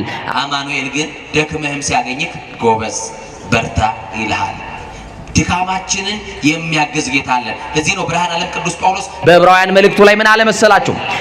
በድካማችን የሚራራ ጌታ አለን አለ። ሲበሉ በድካማችን በሉ የሚራራ ምን አለን? አያችሁ ድካማችንን የሚሸከምልን አርዑት ሰናይ ወጾር ቀሊሉቱ ኢየሱስ ክርስቶስ እሱ ቀላል ሸክም የለዘበ ቀንበር የተባለ እናንተ ሸክም የከበደባችሁ ወደ እኔ ኑ እኔ ደግሞ አሳርፋችኋለሁ ቀንበሬ ልዝብ ሸክሜም ቀሊል ነው ያለ ጌታ ዛሬ የጠራችሁ ሊያሳርፋችሁ ነው። ከትከሻችሁ ላይ ያልወረደላችሁ ያጎበጣችሁን ቀና ብላችሁ እንዳትሄዱ የከለከላችሁን ትልቁን ግዙፉን ነገር ከትከሻችሁ ላይ ዛሬ ሊያንከባልልላችሁ ነው ክርስቶስ የጠራችሁ። አታልቅሺ ካላት በኋላ አንተ ጎበዝ ብላቴና እልሃለሁ ተነሳለሁ። ክርስቶስ ድምጹን ሲሰማ የሞተው ሰው እየተነሳ የማንን ድምጽ ሲሰማ? የማንን ድምጽ ሲሰማ? ይገርማቸዋል። የሞተ ሰው በስሙ አይጠራም ብያቸዋለሁ ቅድም አይደል? ዮሐንስ ወንጌል ምዕራፍ 11 ብትሄዱ ክርስቶስ አልዓዛር ከተቀበረ በአራተኛው ቀን ደርሶ አስከሬኑ ይሸታል አለችው። ማን ይሸታል አለችው? አልዓዛር እኮ አላለችው። ማን አለችው? አስከሬኑ የእናቱ ልጅ የሚዬ ልጅ አስከሬን አለችው ወንድሟን። ክርስቶስ ግን አይ አስከሬን አይደለም ስም አለው አለ። ምን አለው? በስሙ ምን ብሎ ጠራው? አልዓዛር አለው። በስሙ ሲጠራ ቤት ማይል ማን አለ? ያውም እኮ ጠሪው ክርስቶስ ነው። አያችሁ ሞተንን በስማችን የሚጠራን የትንሣኤው ጌታ ኢየሱስ ክርስቶስ ብቻ ነው። አልዓዛር ሲለው አቤት ብሎ ተነሳ። አያችሁ ፈርሶ በስብሶ መቅረትን በመቃብር ሊያስቀርልን የመጣው የሙታን ሁሉ በኩር የትንሣኤያችን ሁሉ በኩር የሆነው ክርስቶስ ሲጠራው ብድግ አለ። ከዛስ ሲነሳ ከምድር ከፍ ብሎ ራሱን አገኘ በሰው ትከሻ ላይ። አሁን አውርዱት አለ። ምን በሉት? በሰው ትከሻ ላይ ያላችሁ መድኃኔዓለም የተሸከመክ ትከሻ ይዝላል። ለዛሬው ያስጠጋህና ያስደገፈክ ሰው ፊት ይነሳል። አስደግፎ ትቶ ማይሄድ ማን ነው? ወዶ ማይጠላ ማን ነው? አፍቅሮ ማይከዳ ማን ነው? ስሞ ማይነክሰው ማን ነው? ፊት ማያዞርብን ማን ነው? ጀርባ ማይሰጠን ማን ነው? ክብር ለዚህ ጌታ ለመድኃኔዓለም ይሁን እሱ ብቻ። ስለዚህ እሱን መደገፍ በሱ መታመን መልካም ነው። ከዛ በኋላ እንዲህ አለ ለእናቱ አንድ የሆነውን ለማን? ለእናቱ አንድ የሆነውን አንዳታ ክፉ ቀን ጥቁር ቀን ስትለው የነበረውን ያንን ክፉ ቀን ያንን ጥቁር ቀን ለውጦላት በደስታ ወደ ቤትሽ ልጅሽን ይዘሽ ሂጂ አንተ አለው። ወደ ቤት ስትሄድ ድንኳን ታያለህ። ላንተ ሞት የነበረ ድንኳን ይሄ ሁሉን ህዝብ ተመልከት። ላንተ ለቅሶ ላንተ ቀብር የመጣ ህዝብ ነው። ወደ ቤት ስትሄድ ግን ለሐዘን የተሰበሰቡ ሁሉ ለደስታ ይሆኑልህ። ሞትን በህይወት ቀይሬያለሁ። ገና ላንተ በለቅሶ አይደለ ገና ለሰርግ ይሰበሰባሉ አለ። ማድረግ ይችላል አይችልም? ሐዘንን በደስታ መለወጥ ይችላል አይችልም? አሁንም የሐዘናችን ድባብ መድኃኔዓለም ያንሳልን፣ ይክፈፍልን፣ ሰላሙን ደስታውን ያደርግልን መድኃኔዓለም። እንዲህ አድርጎ ክፉ ቀንን አስመለጠ። ወገኖቼ ክፉ ቀንን ማለፍ ትፈልጋላችሁ? እኔ ተናግሬዋለሁ። ዕለቱም ቅዱስ ገብርኤል ስለሆነ በዚሁ ምስክርነት ስለሆነ በማህበራዊ ሚዲያም ሰምታችሁታል ብዬ ስለማስብ ግን ደግሜ እንድናገር ፍቀዱልኝ። እየሰማችሁኝ ነው? የአንድ ሴት ታሪክ ነው ቅዱስ ገብርኤል ያደረገላት ክፉ ቀን የገጠማት። ሁሉ ቀን ፋሲካ ያለ መስሏት ስትበላ ስትጠጣ ወደ አውሮፓ ሄዳ ዱባይ ሄዳ ስትዝናና የኖረች። አያችሁ አንዳንድ ጊዜ ደስታችንን በልክ ብናደርገው መልካም ነው። እውነት ሐሰት እና ይገርማችኋል። እቺ ሴት እዚህ መርካቶ ላይ ገበያ አዳራሽ ያላት ሴት ናት። እግዚአብሔር በልጅ ባርኳታል። ቆንጆ ትዳር ሰጥቷታል። የሰማችሁኝ ነው? ለስሙ ግን ኦርቶዶክስና ክርስቲያን ናት። በቃ መዝናናት ስትፈልግ ከሀገር ውጪ ሄዳ ተዝናንታ ትመጣለች። መቼም ኢትዮጵያዊ ታውቃላችሁ፣ ትንሽ ሳንቲም ካጠራቀመ ዱባይ አሸዋ ላይ ፎቶ ተነስቶ ነው የሚመጣው አይደለ? የሆነች ብጣቂ ነገር ይለብስና ዱባይ ፎቶ ተነስቶ ይሄውና ይላል። እየሰማችሁን? አይገርምም? ላሊበላን ሄዶ ያላየ ወጣት፣ ጎንደር ፋሲለደስን የማያውቅ ታሪኩን የማያውቅ አክሱምን የማያውቅ ሄዶ በቃ ይገርም አዋራ ላይ እንዲህ ለአሸዋማ ጥሩ አሸዋ አለ እኔ ጠቁማቸዋለሁ። ይገርማቸዋል። እግዚአብሔር ከሁላችን ጋር ይሁን። እንዲህ ሆና የምትኖር ሴት ናትና አንድ ቀን ምን ሆነች መሰላችሁ? ትታመማለች። ምን ትላለች? ጤናዋ እየቀነሰ መጣ። አያችሁ ተናግሬው አለው። አንድ ወዳጄ ሐዋሳ ከሚባል ከተማ በስልክ ይደውልልኝና አባ የሀብት መጠኔ ሲጨምር ጤና የቀነሰ ምን ይሻለኛል ብሎኛል። የሰማችሁ ነው አይደል? አዎ የሰው ገንዘቡ ባለበት ልቡ በዛ ይኖራል ያለው መጽሐፍ ለዛ ነው። ትንሽ ሀብት ሲኖር ቤት አካል ፍራሽ ላይ ይኖራል። አንተ ደግሞ ያቺ ያለች ያስቀመጥካት ቁስ ላይ ነው ሄደህ የምታድረው። ሰላም የለም። የተንጣለለ ቪላ ውስጥ የጎጆ አክል አይሞቅም። ለብሰህ ይበርዳል፣ በልተህ ይርብሃል። የአበባ ምንጣፍ ላይ ተኝተህ ግን እንቅልፍ የለም። አያችሁ፣ ይህ እኮ ክስረት ነው ወገኖች። እና ይህቺ ሴት አንድ ቀን ጤናዋ እየቀነሰ መጣ። አታውቀውም ህመሟን። ብቻ ሰውነቷ ይከሳል፣ ሰውነቷ ይጠቁራል። ምን ሆነሻል ይሏታል ሰዎች ሁሉ። ልክ አይደለም ፊትሽ፣ ምን ሆነሻል ይሏታል። እና ቆይ እስቲ ሰው ሁሉ እንዲህ ይለኛል፣ እኔም ውስጤ ልክ አይደለም ልታይ ያለችና ሄዳ ተመረመረች። ሁሉን ምርመራ አደረገች፣ ምንም የለባትም። ግን ያማታል። የሰማችሁኝ አይደል? እሷ ያማታል። በሐኪም ደረጃ ግን ህመሙ አልታወቀም። አሁንም በሌላ ጊዜ ህመሙ እየጨመረ መጣ። ገንዘብ ስላለ መቼም በምን መንገድ አለ ነው የምትሉት እናንተ ትላላችሁ። በሰማይ የሰማዩ መንገድማ በገንዘባችሁ መቼ አገኛችሁበትና ከታወቀበትማ በገንዘብ የሚጸደቅበት ነበር፣ አላወቅንበትም እንጂ። እና ውጭ ሄደችና ባንኮክ ነው ምናምን የሚባል ሀገር ታከመች። እዛም ምንም የለብሽም አሏት። አሁን የሆነ ሀገርም ሄደች፣ እንደዛ ታከመች፣ ምንም የለብሽም አሏት።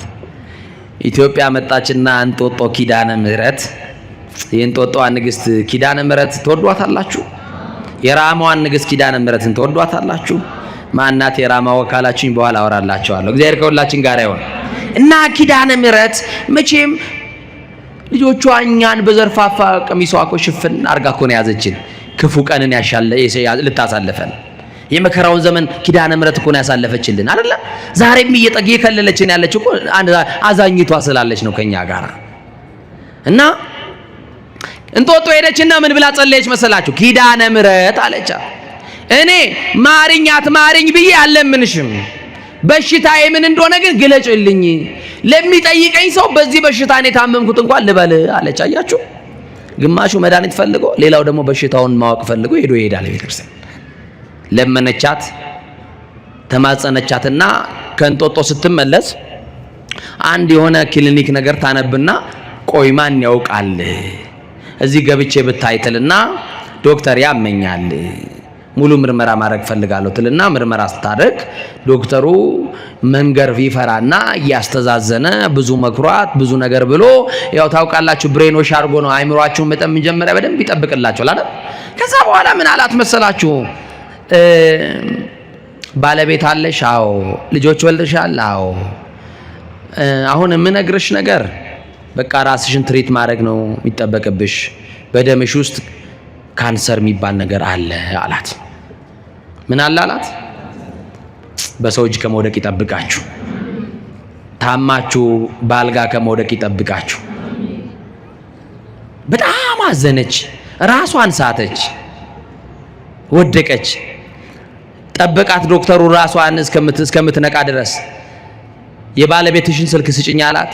የባሏን ስልክ በአፏ ነገረችው። ደወለላትና እንዲህ ያለ ቦታ ሚስት ሕክምና ቦታ ትንሽ አሟታልና ድረስላት አለው። ከሚሰራበት መርካቶ እየሮጠ መጣና ሲያይ ሚስቱ ታለቅሳለች፣ ታነባለች። ምንድነው የተፈጠረው? በል ቁጭ በል፣ ከዚህ በኋላ አስታማት፣ መድኃኒት ትጀምር፣ ኬሞቴራፒ የሚባል ሕክምና አለ፣ ይሄንን ታርግ ብሎ ነገረው። ምንድነው? ደም፣ የደም ካንሰር። አቤት እግዚኦ! ሰምተን ማናቃቸውን ነገሮች በዘመናችን ስንሰማ። ትላንት ኩላሊት የሚባል ነገር የለም፣ ይኸው ዛሬ ትንሹም ትልቁም ከመሬት ተነስቶ ጤነኛው ሰው ፌል አረገ ሲባል እንሰማለን። በአልጋ ላይ ወደቁትን አማኑኤል ይማረልን። እና ይገርማችኋል፣ ባለቤቷ እሷን አጽናንቶ ትሪት አድርጎ ወደ ቤት ወሰዳት። ሕክምናውን ጀመረች። አንደኛ ደረጃ፣ ሁለተኛ ደረጃ የተባለ ሕክምና ወሰደች። ከዛ በኋላ ያቺ በጣም የምታምረው ጠዋት የለበሰችውን ልብስ ከሰዓት ማትደግመዋ ለመዝናናት ውጪ ሄዳ የምትዝናናዋ ሴት አሁን ታመመች፣ ተያዘች። ያ ውበቷ ረገፈ። መልክ ቢያምር ላፈር ነው። 30 ጊዜ ሽቶ የምትታጠንለት ሰውነት፣ መስተዋት ፊት የምትቆምለት ፊት የሚረግፍ የሚጠወልቅ የሚበላሽ አደጋ የሚገጥመው በሆነ ግጥመት የሚጠፋ በቃ ያ ሁሉ መልኳ በአንድ ጊዜ ተወለገ። ከሰል መሰለች፣ ታመመች። አቤት ያያት ሁሉ ከንፈሩን እየመጠጠ ኢትዮጵያን ፈርስት ኤድ ይባላል ማለት አይደል? እስቲ በሉ ትችሉበቴ። በስማ የኢትዮጵያው የመጀመሪያው እርዳታ አንድ ሰው ካዘነልህ ነው የሚልህ። በቃ እግዚአብሔር ይማርህ አይልህ ይልሃል። በቃ አያችሁ፣ በቃ ከንፈሩን ይመጥባል። ምን ሆነሽ ነው ይሏታል። እሷም ምን ባየቀደማት ዝም ትላለች። አይ አሞኝ ነው ትላለች። ምን ነካሽ? አንቺን የመሰለ ቆንጆ ምን ነክቶሽ ይሏታል። ምን ይነካታል? የተያዛት ይዞ ዝም ትላለች። ክፉ ቀን ገጠማት። ምን አይነት ቀን? ክፉ ቀን፣ የመከራ ዘመን። አያችሁ፣ የደስታዋ ምዕራፍ ፈጥኖ ተከደነ። አሁን ደግሞ የመከራ ምዕራፍ ተገለጠ። አያችሁ፣ አሁን ፈተና ላይ ያላችሁ ወንድሞቼ አንዱን አልፈዋለሁ ስትሉ ሌላ ፈተና ውስጥ እየገባችሁ ግራ ገብቷችሁ በህይወታችሁ ተስፋ ቆርጣችሁ ያላችሁ ሰዎች አይዟችሁ፣ ጨክኑና አለፉ። እቺን የመከራ ፋይል ሲዘጋ ሌላ የሚከፈትልህ የደስታ ምዕራፍ ሊቀጥል ስለሆነ ጠላት ተስፋ እንዳያስቆርጥ በርታ። ይሰማችሁ ነው አይደል? ያልፋል። ክፉ ቀን ያልፋል አያልፍም? የመከራ ዘመን ያልፋል አያልፍም? በቃ ያልፋል። ታሪክ ሆኖ ያልፋል። ኧረ መድኃኒዓለም ያልፍም አይመሰለኝም። የኔ ነገር ዝም ብለዋል የምትሉ ሰዎች ዝም አላላችሁም። እና አንድ ቀን ባሏ ከስራ ሲመጣ እነዛ ህፃናት ብላቴና ልጆቿን እያየች ስቅ ብላ ለቀሰች። በቅርቡ እንደምሞት አውቃለሁ አለች። ብዙም እንደማልቆይ አውቃለሁ፣ እድሜ እንደሌለኝ አውቃለሁ፣ ሟች እንደሆንኩ አውቃለሁ። ዕለተ ሞትን የሚያስብ ሰው አለ? ማታ እንኳን ታዘቡኝ፣ በር ተዘግቶ ተኝታችሁ ሌሊት 6 ሰዓት 7 ሰዓት ላይ ውሻ ቢጮህ ሰፈራችሁ ሰው ሊሞት ነው ይላል። እኔ ልሞት ነው የሚል የለም። ሞት በእኛ እንዳለና አናውቅም። በሰው ቤት ካለ እንቀጥራለን። የዛ ቀንማ ትንሽ የደከመ ሰው ካለ ደፋ ነው በቃ፣ አናረጋግጥሙላ። ወገኖቼ ግድ የላችሁም፣ እንደሚኖር ስሩ፣ እንደሚሞት ተዘጋጁ። ይሰማችሁኝ ነው? እና ልጆቿን እያየች ነው የምታለቅሰው። ባሌ እስከዛሬ ድረስ አንድም ቀን አላስቀየምከኝም፣ እስከዛሬ ድረስ እኔም አንተን ክፉ አልተናገርኩም። ልጆቻችን በፍቅር እያሳደግን አብረን እየሰራን እግዚአብሔር ከትቢያ አንስቶ አሳድጎን ይህንን ሁሉ ሀብት ሰጥቶናል። እኔ ግን በቅርቡ እንደምሞት እርግጠኛ ነኝ አለችው። እግዚአብሔር ግን እንደሚያድናት እርግጠኛ ነው። እግዚአብሔር ግን የቆረጠችውን ተስፋ እንደሚቀጥልላት እርግጠኛ ነው። አንዳንድ ጊዜ እርግጠኛ ትሆናላችሁ በራሳችሁ ላይ አትሁኑ። እግዚአብሔር ግን ነገራችሁን እንደሚቀይር እርግጠኛ ነው። ቢዘገይም በእርግጥ ይመጣልና ጠብቁት ተብሏል። እርግጠኛ ነው ሊመጣ። በዘመን ልቅላቂ ባንተና በሞት መካከል አንድ ምዕራፍ ቀርቶ መድኃኒዓለም ይመጣል። ይሄው የናይኗን መበለት ልጅ ሊቀበር ሄዶ ጉድጓዱን አልደፈነለትም። የሟቹን ሞት አልፈቅድም ተመለሱና በህይወት ኑሩ ያለ ጌታ፣ ሞታችንን ውርደታችንን ማይፈልግ ጌታ እና እንዲሆነ ምንድነው የምትይኝ? ለምንድነው ተስፋ የቆረጥሽው? ልጆቹንም ስለምን ታሳቅቂያቸዋለሽ እያየሽ የምታለቅሽው አላት። አሁን አንድ ነገር እሺ በለኝ አለችው። ምን? እኔ ብሞትም ብኖርም ከዚህ በኋላ የልጆቼ አደራ አንተ ላይ ነው። ልጆቼ ቁም ነገር ላይ ሳይደርሱ ሌላ ሴት እንዳታገባ እባክን በመድኃኒዓለም እለምንሃለሁ። ልጆቹን ተንከባከብ፣ ሌላ ሰው እንዳያዩ እንዳይጎዱ፣ እኔን ብቻ ውሰድና ደብረ ሊባኖስ አቡነ ተክለ ሃይማኖት ገዳም በር ላይ ጣለኝ አለችው። የሰማችኝ ነው? እሺ ብሎ ተክልዬ በር ላይ ወሰዳ። ልጆቿን ግን አቅፋ ተሰናብታ ስማቸው ድጋሚ የልጆቿን ፊት ላታይ ወጣች። ከቤት ተሰናብታ ወጣች። ጨቅላ ልጆቿን ጥላ ወጣች ወደ ቤት። ተክልዬ ደረሰች። ቤት ልከራይልሽ አላት። አይ ያን የመሰለስ ቤት ትቼው የለ ምን ያደርግልኛል ቤት? የኔማ ቤቴ ተምሶልኛል፣ የኔማ ተዘጋጅቷል። ተው ቤት አያስፈልግም። ደጅ ወድቄ እስቲ ልማጸናቸው አቡነ ተክለ ሃይማኖት። የተክለ ሃይማኖት አምላክ የብፁዕ ቅዱስ ብርሃነ ዓለም ተክለ ሃይማኖት አምላካቸው ቢምረኝ ብልዬ እዚህ ወድቄ ያለው ተወኝ። አረ ግድ የለሽም ከዛ ሁሉ ምቾት ወተሽ እንደው የሚቆረቁር ነገር ላይ መውደቅ እኮ ላንቺ ከብድሻል፣ በዛ ላይ ታመሻል። የለም አሁን ሰው አያስፈልገኝም ባሌ እግዚአብሔር ይስጥልኝ።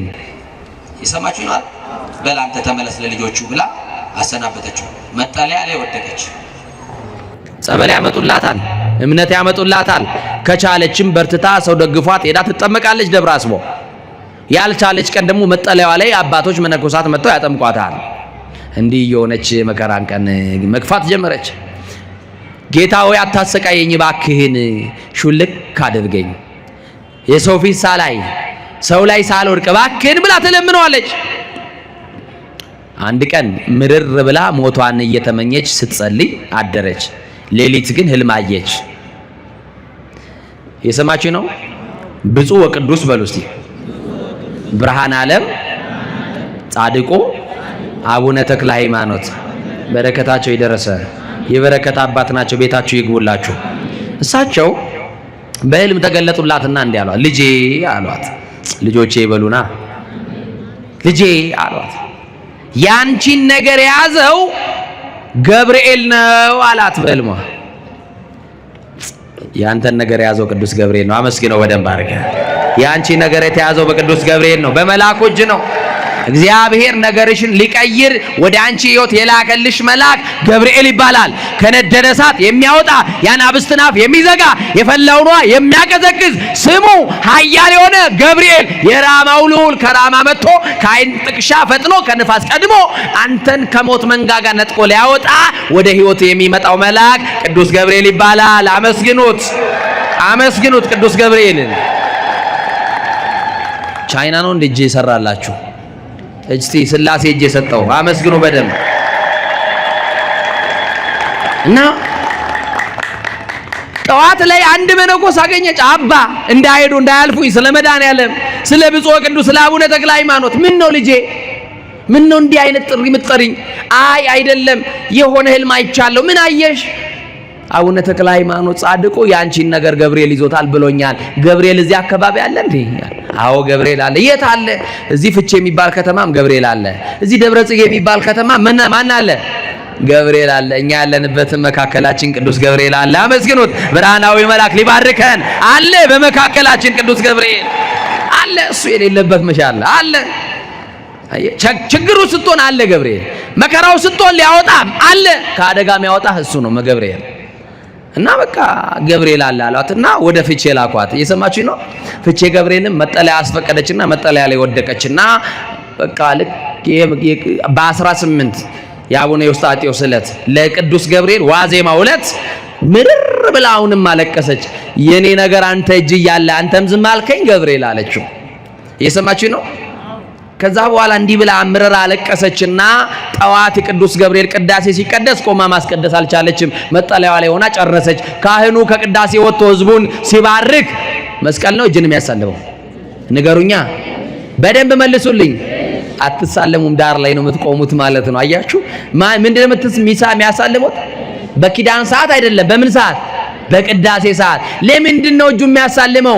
ያ እጅ ታቦት የዳሰሰበት ነው። ያ እጅ የኢየሱስ ክርስቶስ ቅዱስ ሥጋው ክቡር ደሙን የፈተተበት እጅ ነው። ታዲያ እድለኛ እኮ ነው። የካህኑን እጅ ስትስም የማንን ሥጋና ደም በነካበት ነው? በፈተተበት ነው። በማንን? የክርስቶስን። አያችሁ ምን ያክል ፈውስ እንዳለው የካህኑ እጅ። እና እንደምንም እየተፏቀቀች መጣችና ካህኑ ሰው ሲያሳልም እንዲህ አለችው፣ አባቴ ካህኑ አለችው። ቄስ እኮ ባለ መድኃኒት ነው። እውነት ባሰት? ቄስ እኮ መንፈሳዊ ሐኪም ነው። እውነት አሰት? አባቴ ካህኑ እኔን የሚያሳልሙኝ ሰው ሁሉ ከተበተነ በኋላ ነው። እምቢ እንዳይሉኝ ባገለገሉት መልአክ በቅዱስ ገብርኤል ለለምኖት አለች። ኧረ እምቢ አልልሽም ልጄ፣ አይዞሽ ተረጋጊ አሏትና ህዝቡን ሁሉ አሰናብተው ጠበቋት። ልጄ ምን ሆንሽ አሏት። ዝም ብለው እጆትን በግንባሬ ላይ ጫኑብኝ አለች። ያ እጅ ያስፈልገናል አያስፈልገንም? የማን እጅ? የካህኑ እጅ። ዛሬ ግን ካህን እየሰደብን እንዴት የካህኑን እጅ ትፈልጋለህ? በረከት የተቀበልክበትን የካህኑን እጅ እየቆረጥክ አባቶቻችንን እያዋረድን እንዴት እንከብራለን ወገኖች? ይዘንልን እግዚአብሔር ክርስቶስ፣ ይራራልን ክርስቶስ። ከዛ በኋላ እጅን ጫንብኝና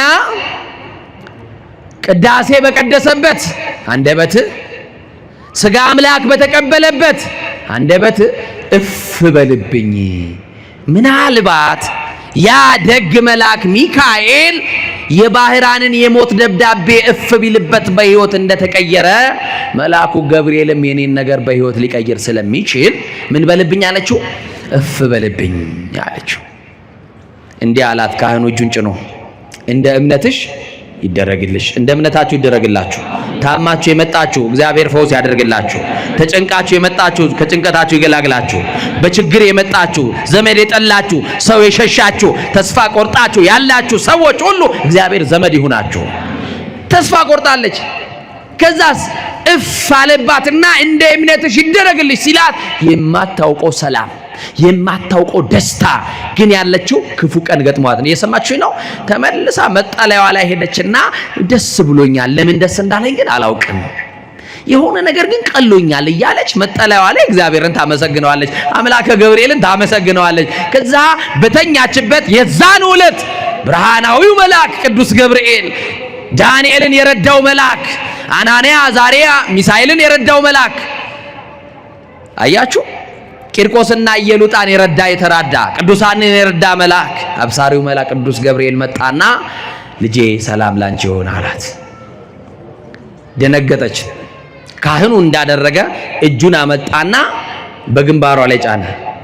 ቀጠለና እፍ አለባትና እኔ ያንቺን ጉዳይ ያያዝኩኝ በእግዚአብሔር ፊት የምቆመው ገብርኤል ነኝ። የማንን ጉዳይ ያያዝኩኝ አለ? ንገሩኝ። ያንቺን ጉዳይ ያያዝኩኝ በእግዚአብሔር ፊት የምቆም ገብርኤል ነኝ። እግዚአብሔር ነገርሽን ሊለውጥ፣ ሞትሽን በሕይወት ሊለውጥ፣ የታወጀብሽን የሞት አዋጅ ሊሽርልሽ የላከኝ መልአክ ገብርኤል ነኝ።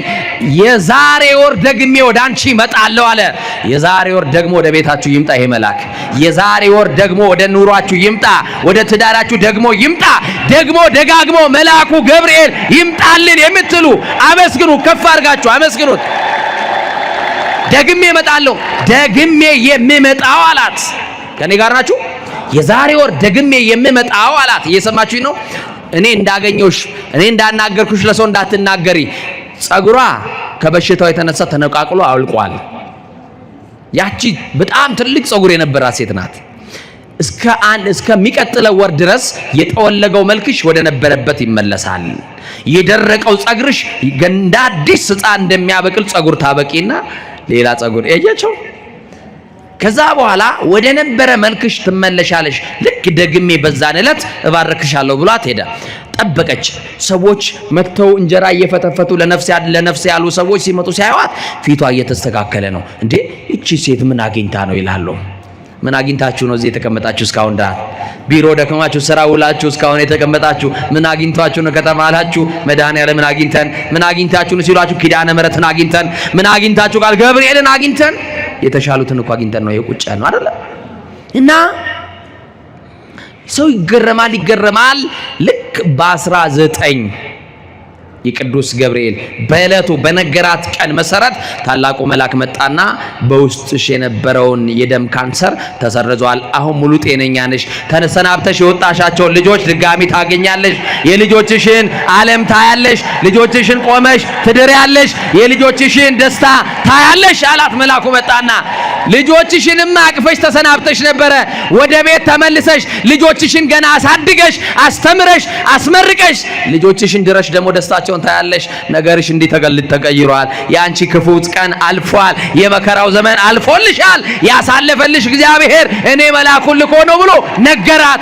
ከዛ በኋላ ስልክ አነሳችና ለባሏ ደወለችለት። ባሌ የት ነው ያለኸው አለችው። ደነገጠ። ምን ተፈጠረ? ምን ሆንሽ ሲላት፣ ኧረ የተደረገ ነገር አለ፣ ብቻህን እንዳትመጣ ልጆችህን ይዘና ግን አልነግርህም አለችው። ደነገጠ። ልጆቹን ከትምህርት ቤት አስቀርቶ በቅዱስ ገብርኤል ቀን ሲመጣ የቀድሞዋ ሚስቱን አገኛት። ይሄን ያደረገ እግዚአብሔር ነው። የመከራ ቀን የሚያሳልፍ እግዚአብሔር ነው። ክፉ ቀንን የሚያሳልፈው ማነው? ወገኖቼ? ዕለትኪት ዘመነ መንሱት ክፉ ቀን የመከራ ዘመን ብለናል። እነዚህን በህይወታችን የሚገጥሙንን ክፉ ቀናትን፣ በኑሯችን የሚገጥመንን ክፉ ቀን፣ በትዳራችን፣ በንግዳችን፣ በማንነታችን ሁሉ የሚገጥሙንን ክፉ ቀናትን ሁሉ ሥላሴ በቸርነቱ ያሳልፍልን።